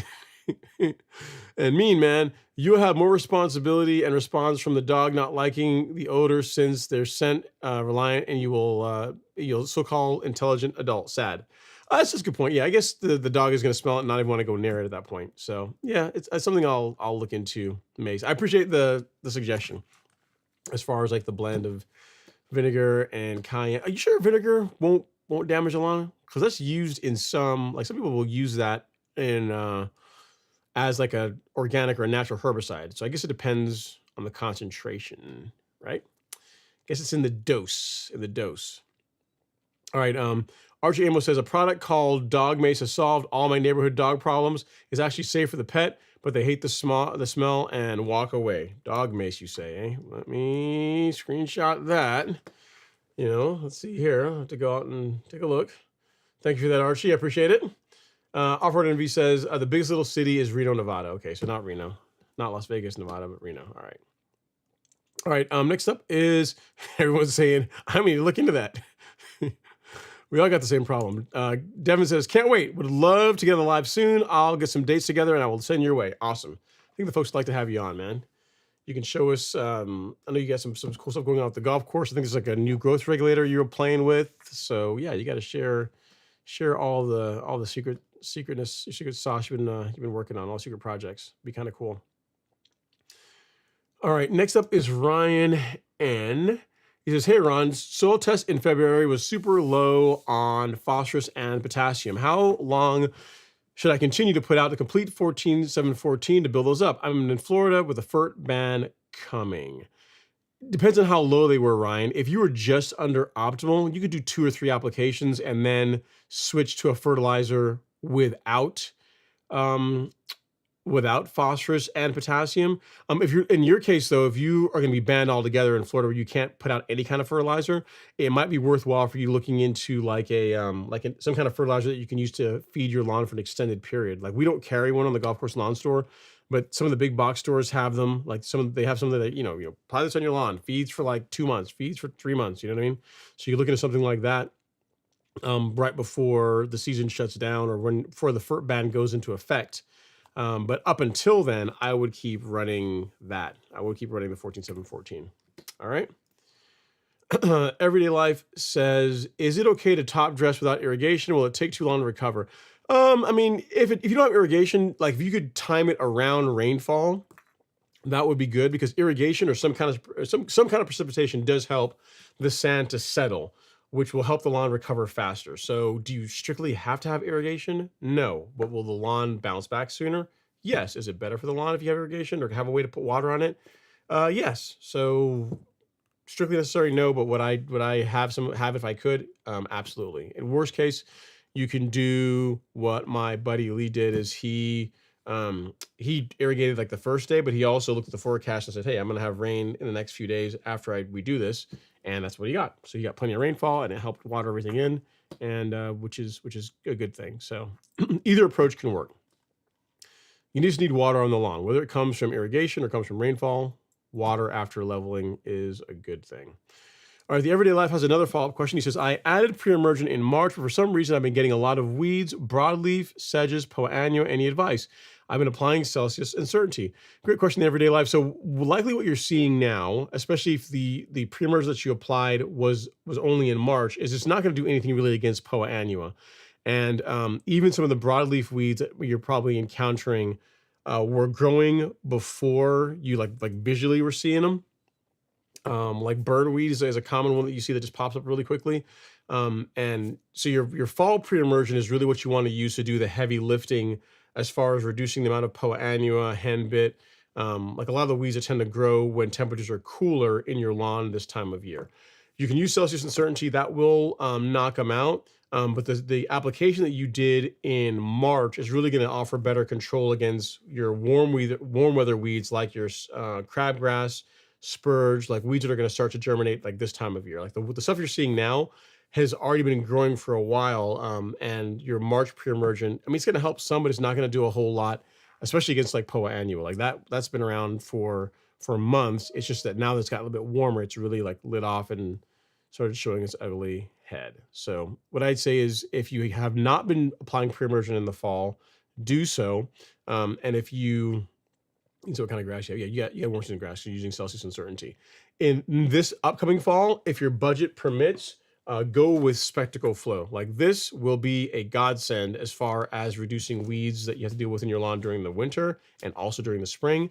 Outside of this, using a combination of prodiamine, simazine, and imazaquin. So Image, Princep, and Barricade. So prodiamine, using those three, that will do a pretty good job as well. Especially if you do an application in late August, early September, and then another one like in November, December. That's going to do quite a bit. It's not going to be quite as good as Spectacle, but it's going to do a good job as far as reducing the amount of weeds you're going to be dealing with come this time of year. So let's really dial in your pre-emergent strategy for this fall so that in 2026 it's not nearly as bad. All right. And then Colin says, oh yeah, seed heads. Oh man, I have a small patch. It's quite full of them. Like the whole front half. Definitely putting down plant growth regulator next week with my fertilizer app. Yep. I mean, you're a little bit behind the curve, Colin, because really you want the PGR, you want the growth regulator in the plant prior to the conditions for the seed heads, but it's still going to help some. It's still better than nothing, but you really want to like get it in before then, which is why I always tell folks, at a minimum, after the latest, really in late April, early May, like the first week of May, get your growth regulator out because it's going to, by mid-May, like now, it starts to get hot and that's when seed heads start to show up. So as far as the latest you'd want to wait, if you're looking to use it as a tool for suppressing seed heads, don't really go much past late April to early May. Johnny Gorney says, is there anything that can be done for the tree roots protruding other than removing the tree entirely? I mean, remove the tree. I guess you could cut the roots out, but that's gonna cause damage to the tree. So I'd say a choice has to be made. Either you're gonna have grass in that area, in which case the tree probably is gonna need to go, or you could do, some ornamentals that can grow well in shade. You could do like a rock garden. You can do something that's decorative that looks nice, but it's just not grass, because grass in general needs a lot of sunlight and doesn't like competing with a big tree for nutrient. So that's you can make a choice, Johnny. That's what I would tell you. And that's an important point too, because we get this topic quite a bit. Folks will get have a big tree in their lawn. They say, what kind of grass can I grow that's shade tolerant, that's going to work well under a tree? And here's the thing you have to realize is that grasses that are shade tolerant, something like Bermuda, like zoysia, that is more tolerant of shade than Bermuda, is just that. Like the key word is tolerant. Like if you think about it, like you think about the word tolerant, it doesn't mean that it excels in shade, that it just loves shade. It's more like despite something bad happening, it can kind of muddle through and make it, right? It can do okay, versus versus other grasses. But given the choice between it's like growing in the shade or growing in direct sunlight, even those grasses that are shade tolerant, like zoysia, are going to look better. They're going to be healthier if they don't have shade, if they get tons of direct sunlight. So um, I say all that to say, Johnny, if you really, if having grass in that area is really important to you, like having a tree there is going to be difficult for a couple of reasons, both from competition for nutrient and also for the shade that it throws off. Okay, Matt the mailman says, "Hey Ron, it's been a while since I've asked a question. I have what I would call a ravine in my lawn that is 12 feet long by 3 feet wide by 12 inches deep. Wow, so like you weren't kidding. That's big, a lot of big area. What's the best practice for filling in a crevice that size? No, 12 feet by 3 feet. Well, I mean, I guess the question I have to ask you is, what's it used for? Is it like drainage or what's it? Because that's 12 feet, 3 feet wide, 12 inches. I mean, it's almost like that's like a drain that was put in. So I'll answer your question. If that area doesn't serve some purpose, like it doesn't need to be there, like for drainage or something else, then what you would do is you would get soil that is consistent of the same type of what's currently in your lawn, and you would fill that area. And then I would either sod or transfer plugs over it to help, to get some ground cover. And then once that grows in, which depending on the kind of grass you have, could take a couple of months, then you could top dress to kind of finish off the job. So your first task is find out like what kind of soil you have. Get some fill dirt that like matches your existing soil fairly well. Fill that in. Get some ground cover in the form of grass from sod, plugs. You've got cool season grass from seed, and then a light top dress at some point during the season to help kind of blend and smooth things out. Like you're not going to fix that with top dressing. Like that's going to take a lot of material to backfill that. You're talking 12 by 3, so 36 by, that's a lot, man. That's a lot of volume to have to fill up. So, but again, I caveat this, I preface this by saying, assuming that doesn't serve some purpose, because I mean, I can't see that whoever graded your property would leave like a 12-foot by 3-foot like channel in the middle of the property for no reason. But if it doesn't need to be there, then yeah, that's how I'd go about fixing it. Let's up. Jimmy Miller says, Ron, what steps would you suggest as a prep for a leveling project? Core aerate, scheduled for Wednesday. Yeah, so when it comes to leveling a lawn, while I look for the next comment, Jimmy, it's I've covered this before, but I would core aerate. I would apply granular biostimulant like carbonized PNG. I would apply a fertilizer like Humic Max 1608 or whatever fertilizer you happen to be using, a granular, and then I would top dress on top of that. So you core aerate. That's going to open up, voids all throughout the lawn. And whenever you bring out your leveling mix, is going to help it better integrate with the existing soil profile. So instead of just having like a clay soil and just laying sand and soil on top of it, which can work, but it's not really great, you punch holes all throughout it so that now whenever you put out sand and compost, whatever your blend happens to be, it like you've got holes and literally it like bites in, it literally blends in with the existing top layer of soil. It's just better. The drainage improvement is going to be better. And then after you're done, just wait. So to recap, core aerate, granular biostimulant like carbonized PNG, an appropriate granular fertilizer, like whatever you've been using on your lawn will likely work well too. Then top dress at 1/4 of an inch to 1/2 inch over the area, which works out to about a cubic yard per 1,000 square feet. And then you're done. Just water it in and wait. Give it time and it'll recover. That's how I would go about doing it. The agency or AGZ says, what do you recommend for leveling St. Augustine grass, sand or topsoil located in South Florida? Thanks. A combination of both. Because if you just use topsoil, what you're really doing is you're top dressing. You're not really leveling. So that's a good point, because like leveling and top dressing are not the same thing. So all leveling is technically top dressing to an extent, but not all top dressing is leveling. So top dressing is just the process of adding, some kind of material, whether it be sand, compost, topsoil, whatever it happens to be, thin layer of it over your lawn. That is top dressing in a nutshell.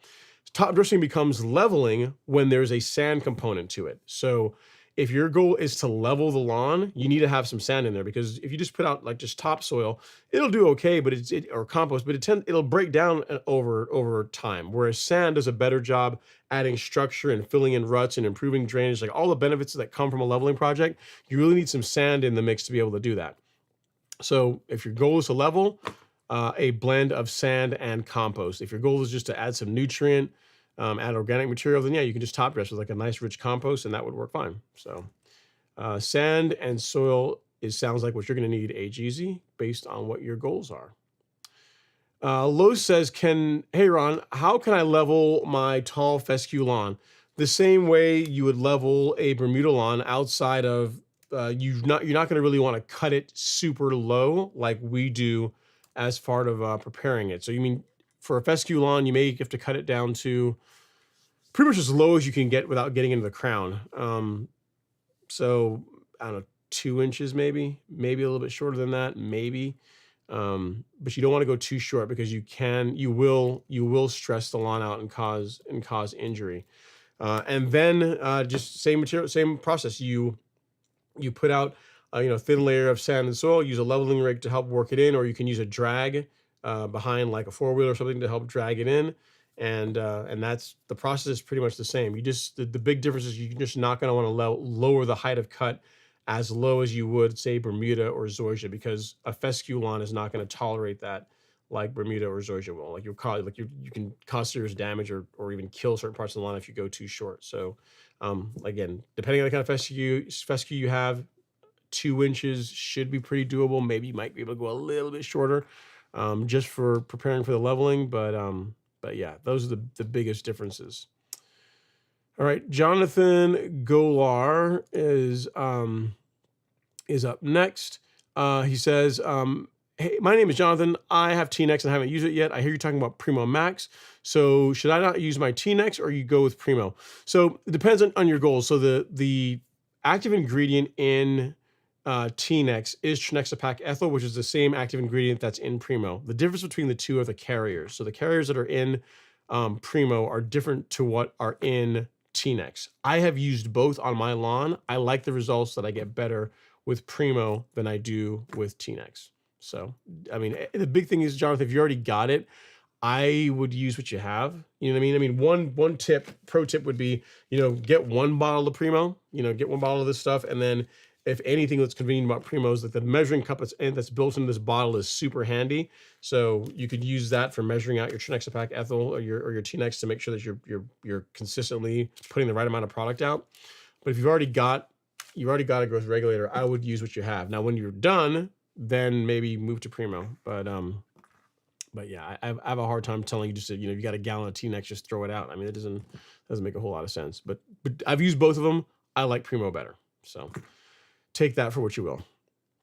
Philandes says, if I can cut my 9-month-old TIF-top 10,000 square foot lawn with a manual reel mower, will the Revolution 26 perform okay? It's semi-bumpy, and the reel is the only thing that doesn't scalp at 1 inch. Yes, you absolutely can. No problem at all. I mean, my zoysia is 5 weeks old, almost coming up on 6 weeks old at this point, and it's only ever been cut with a reel mower. The only thing it's ever seen is a reel mower. Not even a push reel mower. Only been a power reel mower. So and it's being cut at 3/4 of an inch. So yes, the Revolution 26 will be just fine on your 9-month-old Tiff Tough Bermuda lawn. It will absolutely love it. It will love it. If it likes the results you're getting with the manual reel mower, it's going to really look even better with a power reel mower. So no worries at all. What I would tell you, raise the height of cut up a little bit to start, and then slowly work your way down to see what your lawn will tolerate given how bumpy it is. And then eventually, you can top dress it, level it, and that will get you all squared away to where you can mow it like 3/4 of an inch and be in good shape. All right. Okay, Andre Taylor's up next. Says, what's going on, everyone? Happy Friday. What's going on, Andre? Hopefully you are doing well. And then next up is Harper's Knitter. Says, happy Friday, everyone. Hey, Ron, my grass is recovering from using way too much propiconazole. Should I keep it well watered to flush it out? I wouldn't. No. So here's the thing. I wouldn't I wouldn't overwater the lawn. So you said half full sun all day, no shade whatsoever. It's dry. So no, I would just keep up with your normal watering schedule. I would not uh, I wouldn't get too aggressive with like overly watering the lawn because you can just create more problems by doing that. So the next time you have to spray fungicide, make sure you read the label and you apply it properly at the correct rates. And at this point, now that it's already been done, I would not continually run like excessive amounts of irrigation. Like that's just going to cause more problems than it solves. So no, I would not do that. I would not. All right. Gavin Moore says, "Hey Ron, my wife calls my lawn Miss Green since I'm into taking care of her. I cut it twice a week, so she's my girl. Your thoughts?" Hey man, there are far worse things you could be doing than mowing your grass, right? Am I right? I think I'm right. There's far worse things. You know, I mean, it's a point of pride, makes the lawn look good. Anyone that drives by your house with a nice manicured lawn, they're gonna say, "Wow, if the lawn looks that good, they probably take really good care of their house." So yeah, I think it's a good thing. Again, there's way worse things you could be doing. As far as hobbies go, it's actually not that expensive. Like I used to be into golf. I used to play a lot of golf. I used to play golf like I mow my grass, like in the 2000s, and like golf was pretty expensive. Like playing rounds of golf and then the equipment and I mean, golfers are like I don't know who's worse, golfers or people that fish. They're probably about equally bad as far as like spending money on stuff. Like lawn care is way cheaper than yeah, it is. I think lawn care is way cheaper than golf or fishing, especially once you have your equipment, right? Like once you get your mower, it's like year over year, it's less expensive than golf or fishing, and definitely cheaper than like what I used to be into, like into cars. Whoo, bring your wallet. I mean, that is super expensive. So all things considered, Gavin, I would just say, hey, listen, sweetie, I do this. I really want to take pride in the lawn. You do such a great job with the home. It looks great. I want to make sure the outside is reflective of all the work that you do inside, making the house look, great. And it's a great exercise. You want to keep me around, help me keep my blood pressure down, keeps some good exercise and everything. Then from a standpoint of just being a point of pride in the neighborhood, makes our house stand out. All these things, you know what I mean? You can use the psychology on them whenever they go to like somewhere, they go shopping, they say, "Hey, I bought so and so and so, and it's for the house." It's the lawn, it's for the house. It's kind of hard to argue the lawn is not for the house, or it's attached literally to the house. So that's your thing that you're doing that's for the house, right? All right. Harper's Knitter has a follow-up question. It says, "Should I cut it shorter? It's at 4 inches, but if I do, it's going to look horrible. Try to be fast and get all my questions in." No, I would not. I would cut if your grass looks bad being cut less shorter than 4 inches. I would not cut it shorter than 4 inches. I would just leave it at that height.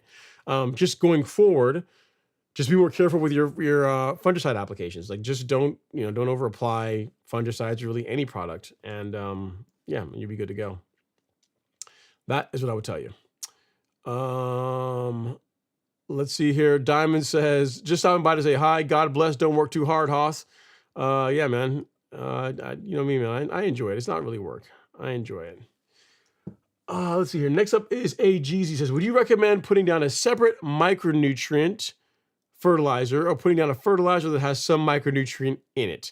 How often should I put down the only micronutrient product?" Either way can work, man. I mean, I do both. Like I use a liquid fertilizer that has some micronutrient in it. And then I use also a micronutrient product that is strictly micronutrients. And the reason why I do that is our micronutrient has all of them. It has boron, copper, zinc, molybdenum, manganese. It has all the micronutrients, whereas the fertilizer has iron, zinc, and I think manganese, So it doesn't have all of them. So as far as being able to cover like the boron and the copper, I use the micronutrient for that. And it also has more iron than the other one. So how often should you put down the micronutrient only product? I do it every 2 weeks along with my my liquid fertilizer and plant growth regulator. But again, I spray all this stuff at low rates. I'm not out there you're trying to turn the lawn like nuclear green by overdoing it. So if you had a fertilizer that had all the micros, then your need for a separate micronutrient product really wouldn't be there, right? You really wouldn't have to do that. But if barring that, like in my case, you could do them at the same time on the same interval. Just make sure that the overall rates that you're using for both products just make sense. So hope that helps, Easy. And then Titus Jackson says, "Thanks, Ron. I'll be emailing you. Thank you so much." No worries at all. Titus. And one thing I would say, Titus, if you're going to, I didn't add this part to it, but if you're going to email me, like if I tell you, hey, send me an email if you have questions or whatever, like do me a favor and make sure that the email is concise. Like, I mean, if you got pictures, send pictures of the lawn so I can see what you're working with. But I get a lot of email. So if you can make it short and concise, I would really appreciate it. It's going to make it to where you get an answer that much faster versus if you write, love and peace. So just make sure it's short to the point. All right, next up is Daryl. What's going on, Daryl? For Bermuda Lawn, he says, "What's up, Ron? Enjoying the live. I put out Primo Max and a new Easy last week. Thanks, bro. Awesome. How the results? So you told me to put it down. How are the results? Has the lawn stopped growing? Are you bored and you got nothing else to do? That could be a result of it. I mean, I mowed my lawn today after I did my growth regulator yesterday morning, and I did I mowed it today. And it's always fun. Like the day after PGR goes down, it's always interesting. Like literally, I mowed the entire, like the entire, not the front, but the vanity strip, the side swale area, and the entire back lawn on one grass catcher. And the amount of material that came off of it entirely was like less than a quarter. So, I mean, some of that is that temperatures has cooled down a little bit. So that's one thing, but it's also like a fresh app of PGR, man. The lawn just goes, whoop, just like, okay, guess I'm not growing for the next couple of weeks. Really good stuff. Like Primo and a new Easy is awesome. Really good combo. All right. Matthew Hernandez is up next. He says, "Hey, Ron, I'm new here. I have a lot of rescue grass and crabgrass. Any recommendations on both for Bermuda?" Rescue grass. I think I want to say that, what's it called? That recognition is labeled for that. I think so. Let me see. Let me see if I'm telling you a lie. Let me see. Nope, I wasn't lying to you. Yep. So Matthew, if you're looking to control rescue grass in a Bermuda lawn, you could use recognition. So you can see it's labeled right there, along with Poa annua, like all the usual suspects. The stuff that's pretty easy to kill. Dandelions, but really you can look at dandelions sideways and they'll die. But yeah, you can see all the weeds that it controls. We have that in the description here, but the one that you were concerned about, rescue grass, is right there in the description. So yeah, that's what I would go with. So just recognition by itself, no fusillade, obviously, just recognition, and that will get you all squared away, sir. So I'll send you a link to that if you're so interested. Use surfactant with it for best results. But based on the weeds you got going on your lawn, sounds like that is going to be a fit. Okay, next up is Colin. He says, "That's very true. The small patches caught me off guard starting this season out with the growth, and then also the seed heads. I was like, whoa, already okay. I'll get it dialed in." You'll get it, Colin. You're pretty good about getting on the things, so no worries.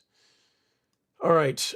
Next up is Brian Baldino. He says, "Ron, I live in Connecticut, fertilizing with straight nitrogen 30-0-0. I find my grass isn't standing up. It seems to be more bent over than normal, like it isn't standing up after cutting. Can I add nutrients?" Yeah, Brian, so what I would do is I would get a soil test done and see what other nutrients your soil is lacking. Like your lawn, like grass does not live on nitrogen alone. Like there's a bunch of other nutrients. How many others? The soil is 16, but it's like 12 or 13 other nutrients that it needs. While it needs nitrogen in the greatest amounts, it also needs phosphorus and potassium, needs sulfur, calcium, it needs iron. We all love iron, right? Zinc, manganese, magnesium. It needs a whole suite of nutrients. And just because it needs some nutrients in smaller amounts doesn't mean that they're less important. It just means they need them in smaller amounts. So the approach of just straight nitrogen, I mean, I haven't even seen these soil test results, but like that is not what if that's all you're doing for feeding your lawn, it is not what I would do. Like that's going to produce not as good results as what you could get by using a more complete feeding program to include the other nutrients that your grass also needs. The only way you're really going to figure that out is if you do a soil test. So if you're looking for one, you can get one from the Golf Course Lawn Store. We sell one that I like because they save you results, and they also give suggestions once you are done getting your results. So I'll send this to you. And then based on that, you'll know what nutrient program makes the most sense for your lawn. And as always, if you have any questions, you can also reach out to me and I'll do my best to help you out. All right. May says, Ron, is loam a good choice to level and topsoil dual purpose? Yeah. So like a sandy loam, like if you could, for me anyway, like if I could like have any grass, like if I could be like, I could snap my fingers and have any kind of grass, any kind of soil in my lawn, I would have like a sandy loam. Clay is nice in that it like holds onto nutrients, but it doesn't drain really well. It gets compacted more easily. Like just pure clay, not that great. And then just straight sand, like a really sandy soil, while you don't really have problems with drainage, what you find is that the nutrient holding capacity of sand is not nearly as good. So somewhere in the middle, like a sandy loam is like the best of both worlds. You have like some of the clay and silt, like you have something that's some of the finer material, and then you also have some of the sand that helps it drain better. So if you can get that, that would be awesome. I mean, most of us don't have the good fortune of having that type of soil. But yes, that would be a good choice for also a top dressing mix if you wanted to do, if you could find someone that had that. All right. Okay, next up is Charles Franklin. He says, I'm also located in Georgia. Where does the golf course lawn ship from, and is there a pickup option in the Atlanta area? So we ship from all over the place, man. So long and short of it is no, at this point, we don't allow in-person pickups. Having said that, if you order like fertilizer, like any of our granular fertilizers, anywhere in Georgia, you'll have it like next day. Like they ship like it's pretty much overnight shipping. So if you order like say Monday, most cases you have it Tuesday. Absolute worst case is going to be Wednesday, but most cases you order Monday. If it ships Monday, you'll have it the following day. And same thing for herbicides. They ship out of a warehouse in Georgia. So if you were to order again tomorrow, they would ship out, and then you'd have it, early next week. So shipping is one of the things that we really pride ourselves on, shipping really fast. Like if you look at a lot of the Trustpilot reviews and scores that we have, like one of the most things that people comment about is that how fast we ship.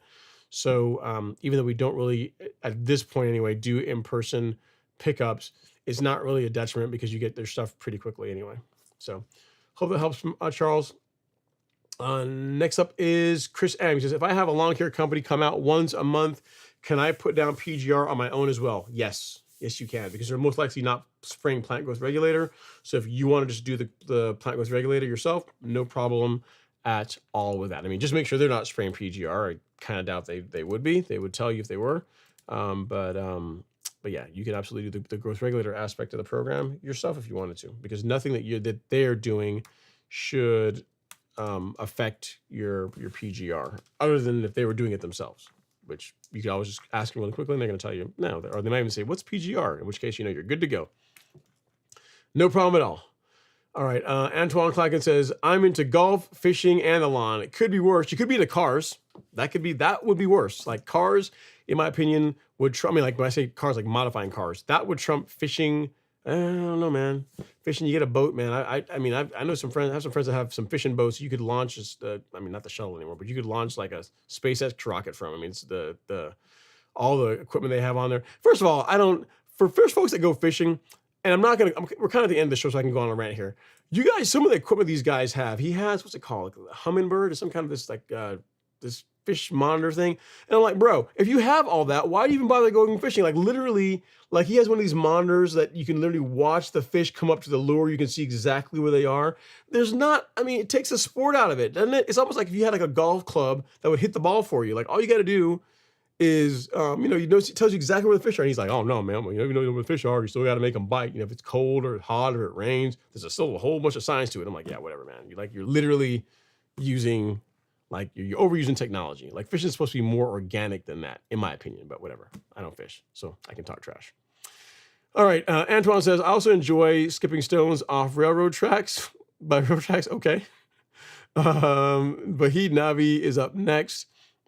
He says, can I apply propiconazole, fungicide, and plant growth regulator together? Should I water after application? I would not. Most plant growth regulators, like Primo Max, are designed for foliar uptake, meaning you spray them, you allow them to dry on the leaf of the plant, and because of that, they benefit from being sprayed with a finer droplet size nozzle like this.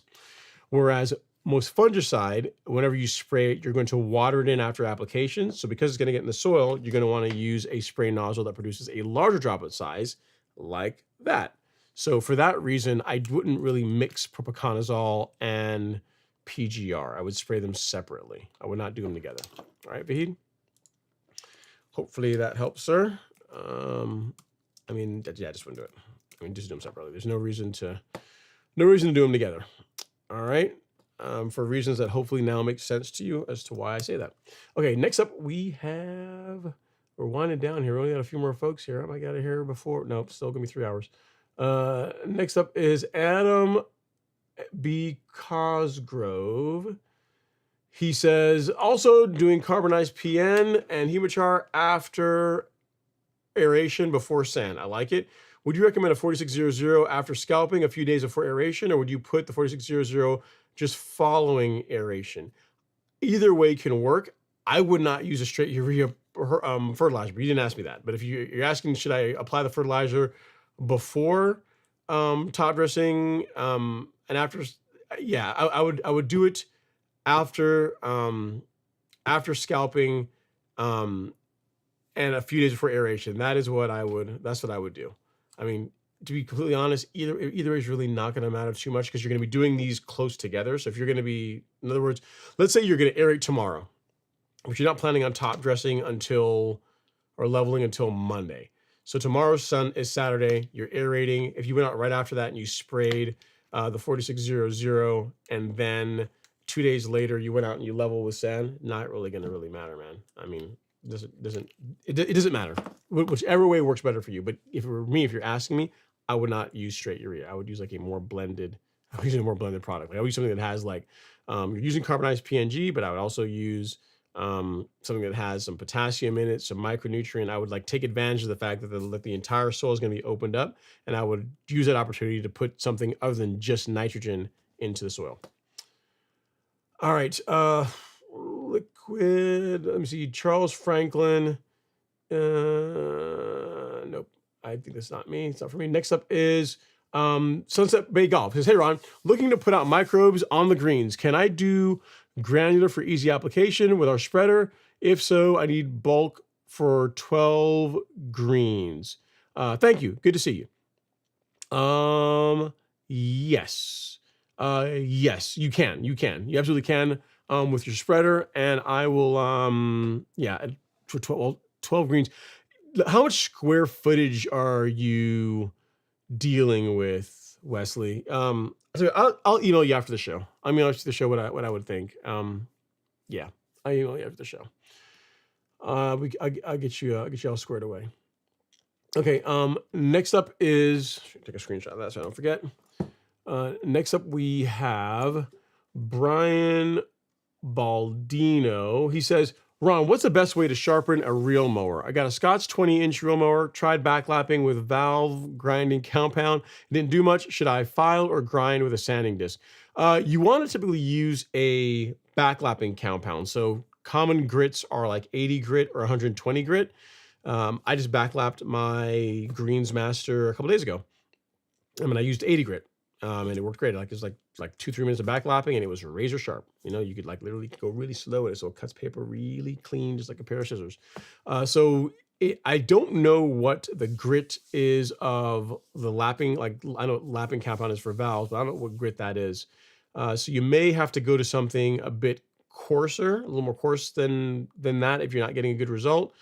And then as far as filing or grinding with a sanding disc, man, I think you're going to do more damage than good by doing that. Like if you ever look at the machine that they use for grinding a reel mower, like it puts the mower or puts the cutting head like in a rig, and it takes off very, very little material, and it's very precise in how it does it. I think you'd be hard pressed to be able to replicate that like freehand using like a grinding wheel or a sanding disc. I would first try going to a coarser compound, like 80 grit. Go to like 80 grit and see if you can get an edge on it by doing that. All right. It's a good question. But yes, I'd say stay away from the grinding wheel. Or this might be a sign, Brian. It might be a sign that it's time to go to a powered reel mower. Might be a sign, man. Just saying. Might be. All right. Next up, we have, let's see here, Matthew Hernandez. It's called Live Scope, and man, it's harder than it looks. Oh, you're talking about, yeah, the fishing cheat code. I get it, Matthew. No, I get the same. Here's the same thing I'm told. He goes, "Oh no, man, just because you can see it live doesn't mean they're gonna bite. It's not a huge advantage." I'm like, whatever. It totally is. It's totally a cheat code. You know what I mean? But whatever. I like to give him a hard time. Titus Jackson says, Ron is dedicated, and I love it. Wealth of knowledge for our grass. I do like grass. I do enjoy mowing my lawn. I mean, I think my neighbors used to think I'm crazy, and now they just kind of just realize I'm just that guy who's always out on his lawn. Just that guy. Matthew Hernandez says, the technology is called Live Scope, Ron, and it's way harder than it's look, but also that brings a new challenge to fishing. What new challenge? What? You see one fish, but I don't want that one. He's too small. I'm gonna move around and let this one get my lure. I mean, how does being able to see exactly where the fish are at the depth that they are make fishing harder?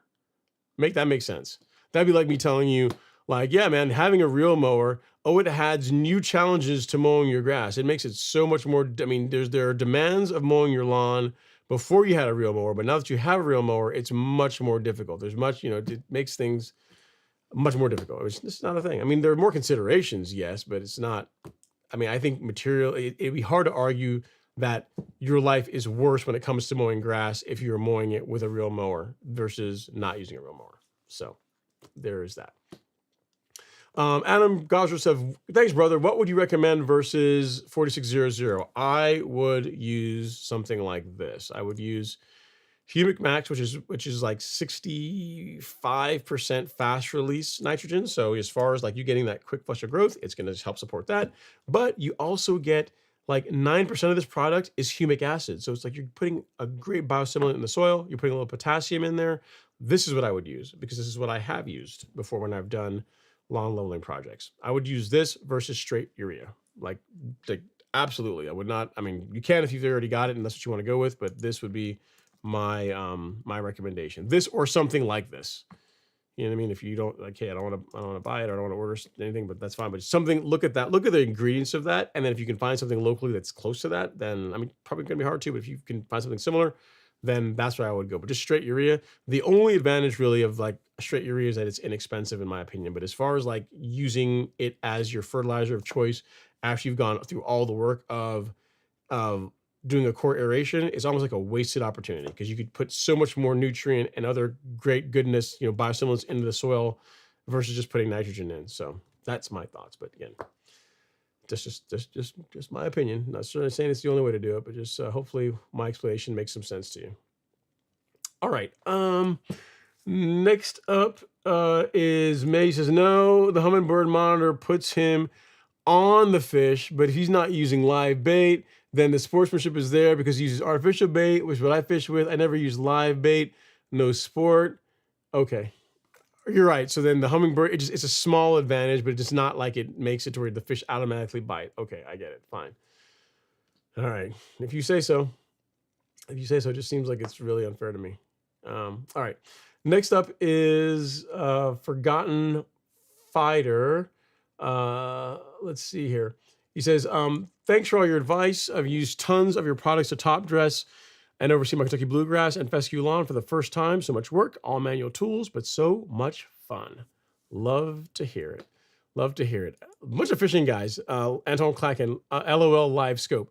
Man, I guess I am not. You can tell I'm not on the fishing. I'm not a fishing guy, right? Because you are like, oh man, you all know what Live Scope is, and I had no idea.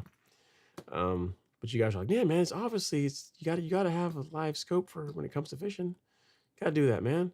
And then May says, I use a bow for deer. I don't know, dude. I mean, I think you gotta use a I think a rifle is probably a better choice, right? Because if you miss, or because I've seen, like, I watch some, I'll go down the rabbit hole and watch like hunting videos on YouTube, and whenever you use like a good rifle, good caliber, it just whatever, it drops the deer right then. And if you use a bow, they pretty much always run for a little while. But I mean, so I don't know. I mean, I've seen people do like hunt. I've seen people go bear hunting with a bow, which I think is craziness. Because Lord, if you miss, he's got a really bad bear. You got a mad bear who's coming after you.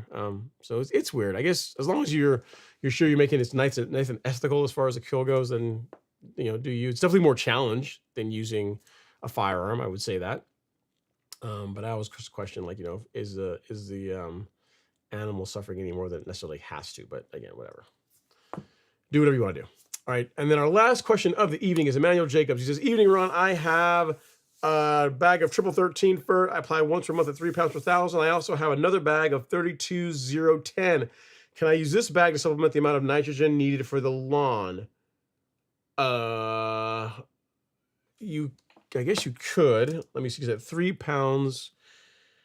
3 pounds per thousand of 13%. You are putting out 0.4. I mean, you could, but you're not gonna put out too much of it.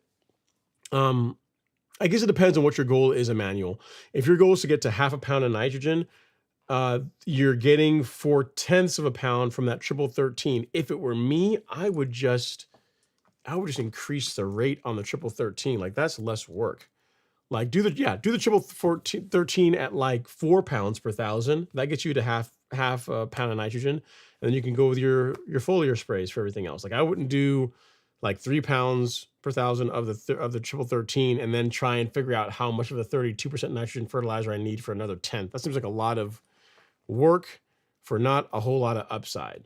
So I would not do that. I would just increase the rate on the triple 13 if it were me. Now, if you want to use, I would either increase the rate on the triple 13, or I would do an application of just the 32-0-10 just by itself and use a rate that is appropriate for it, which is not going to be very much with that fertilizer. I mean, I can't even, at 30% nitrogen. Yeah, so like 2 pounds per thousand. I mean, not very much.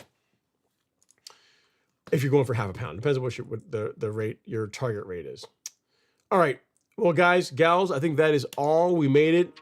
We're at 3 hours. Hopefully you guys had fun chatting about lawn care. Hopefully you learned something, or at least at the minimum, it was entertaining. Guys, we are in the season of plant growth regulator. Make sure you get out there and get some PGR on your lawn if you want to do that. Make sure you keep up with your mowing. Get your fungicide app out, especially if you're one of those folks that are crazy about maintaining a golf course lawn. You're out there real mowing it, or rotary mowing it regularly, doing all the things. It is cheap insurance in having a disease-free lawn, and this is the time of year to do that. Again, thank you guys so much for taking some time out of your Friday evening to hang out with me. Just 2 weeks from now, we should be out throwing some sand on the front lawn. I'm really looking forward to it, so stay tuned for that. And until next time, I'll talk to you guys next week. Have an amazing weekend. Take care.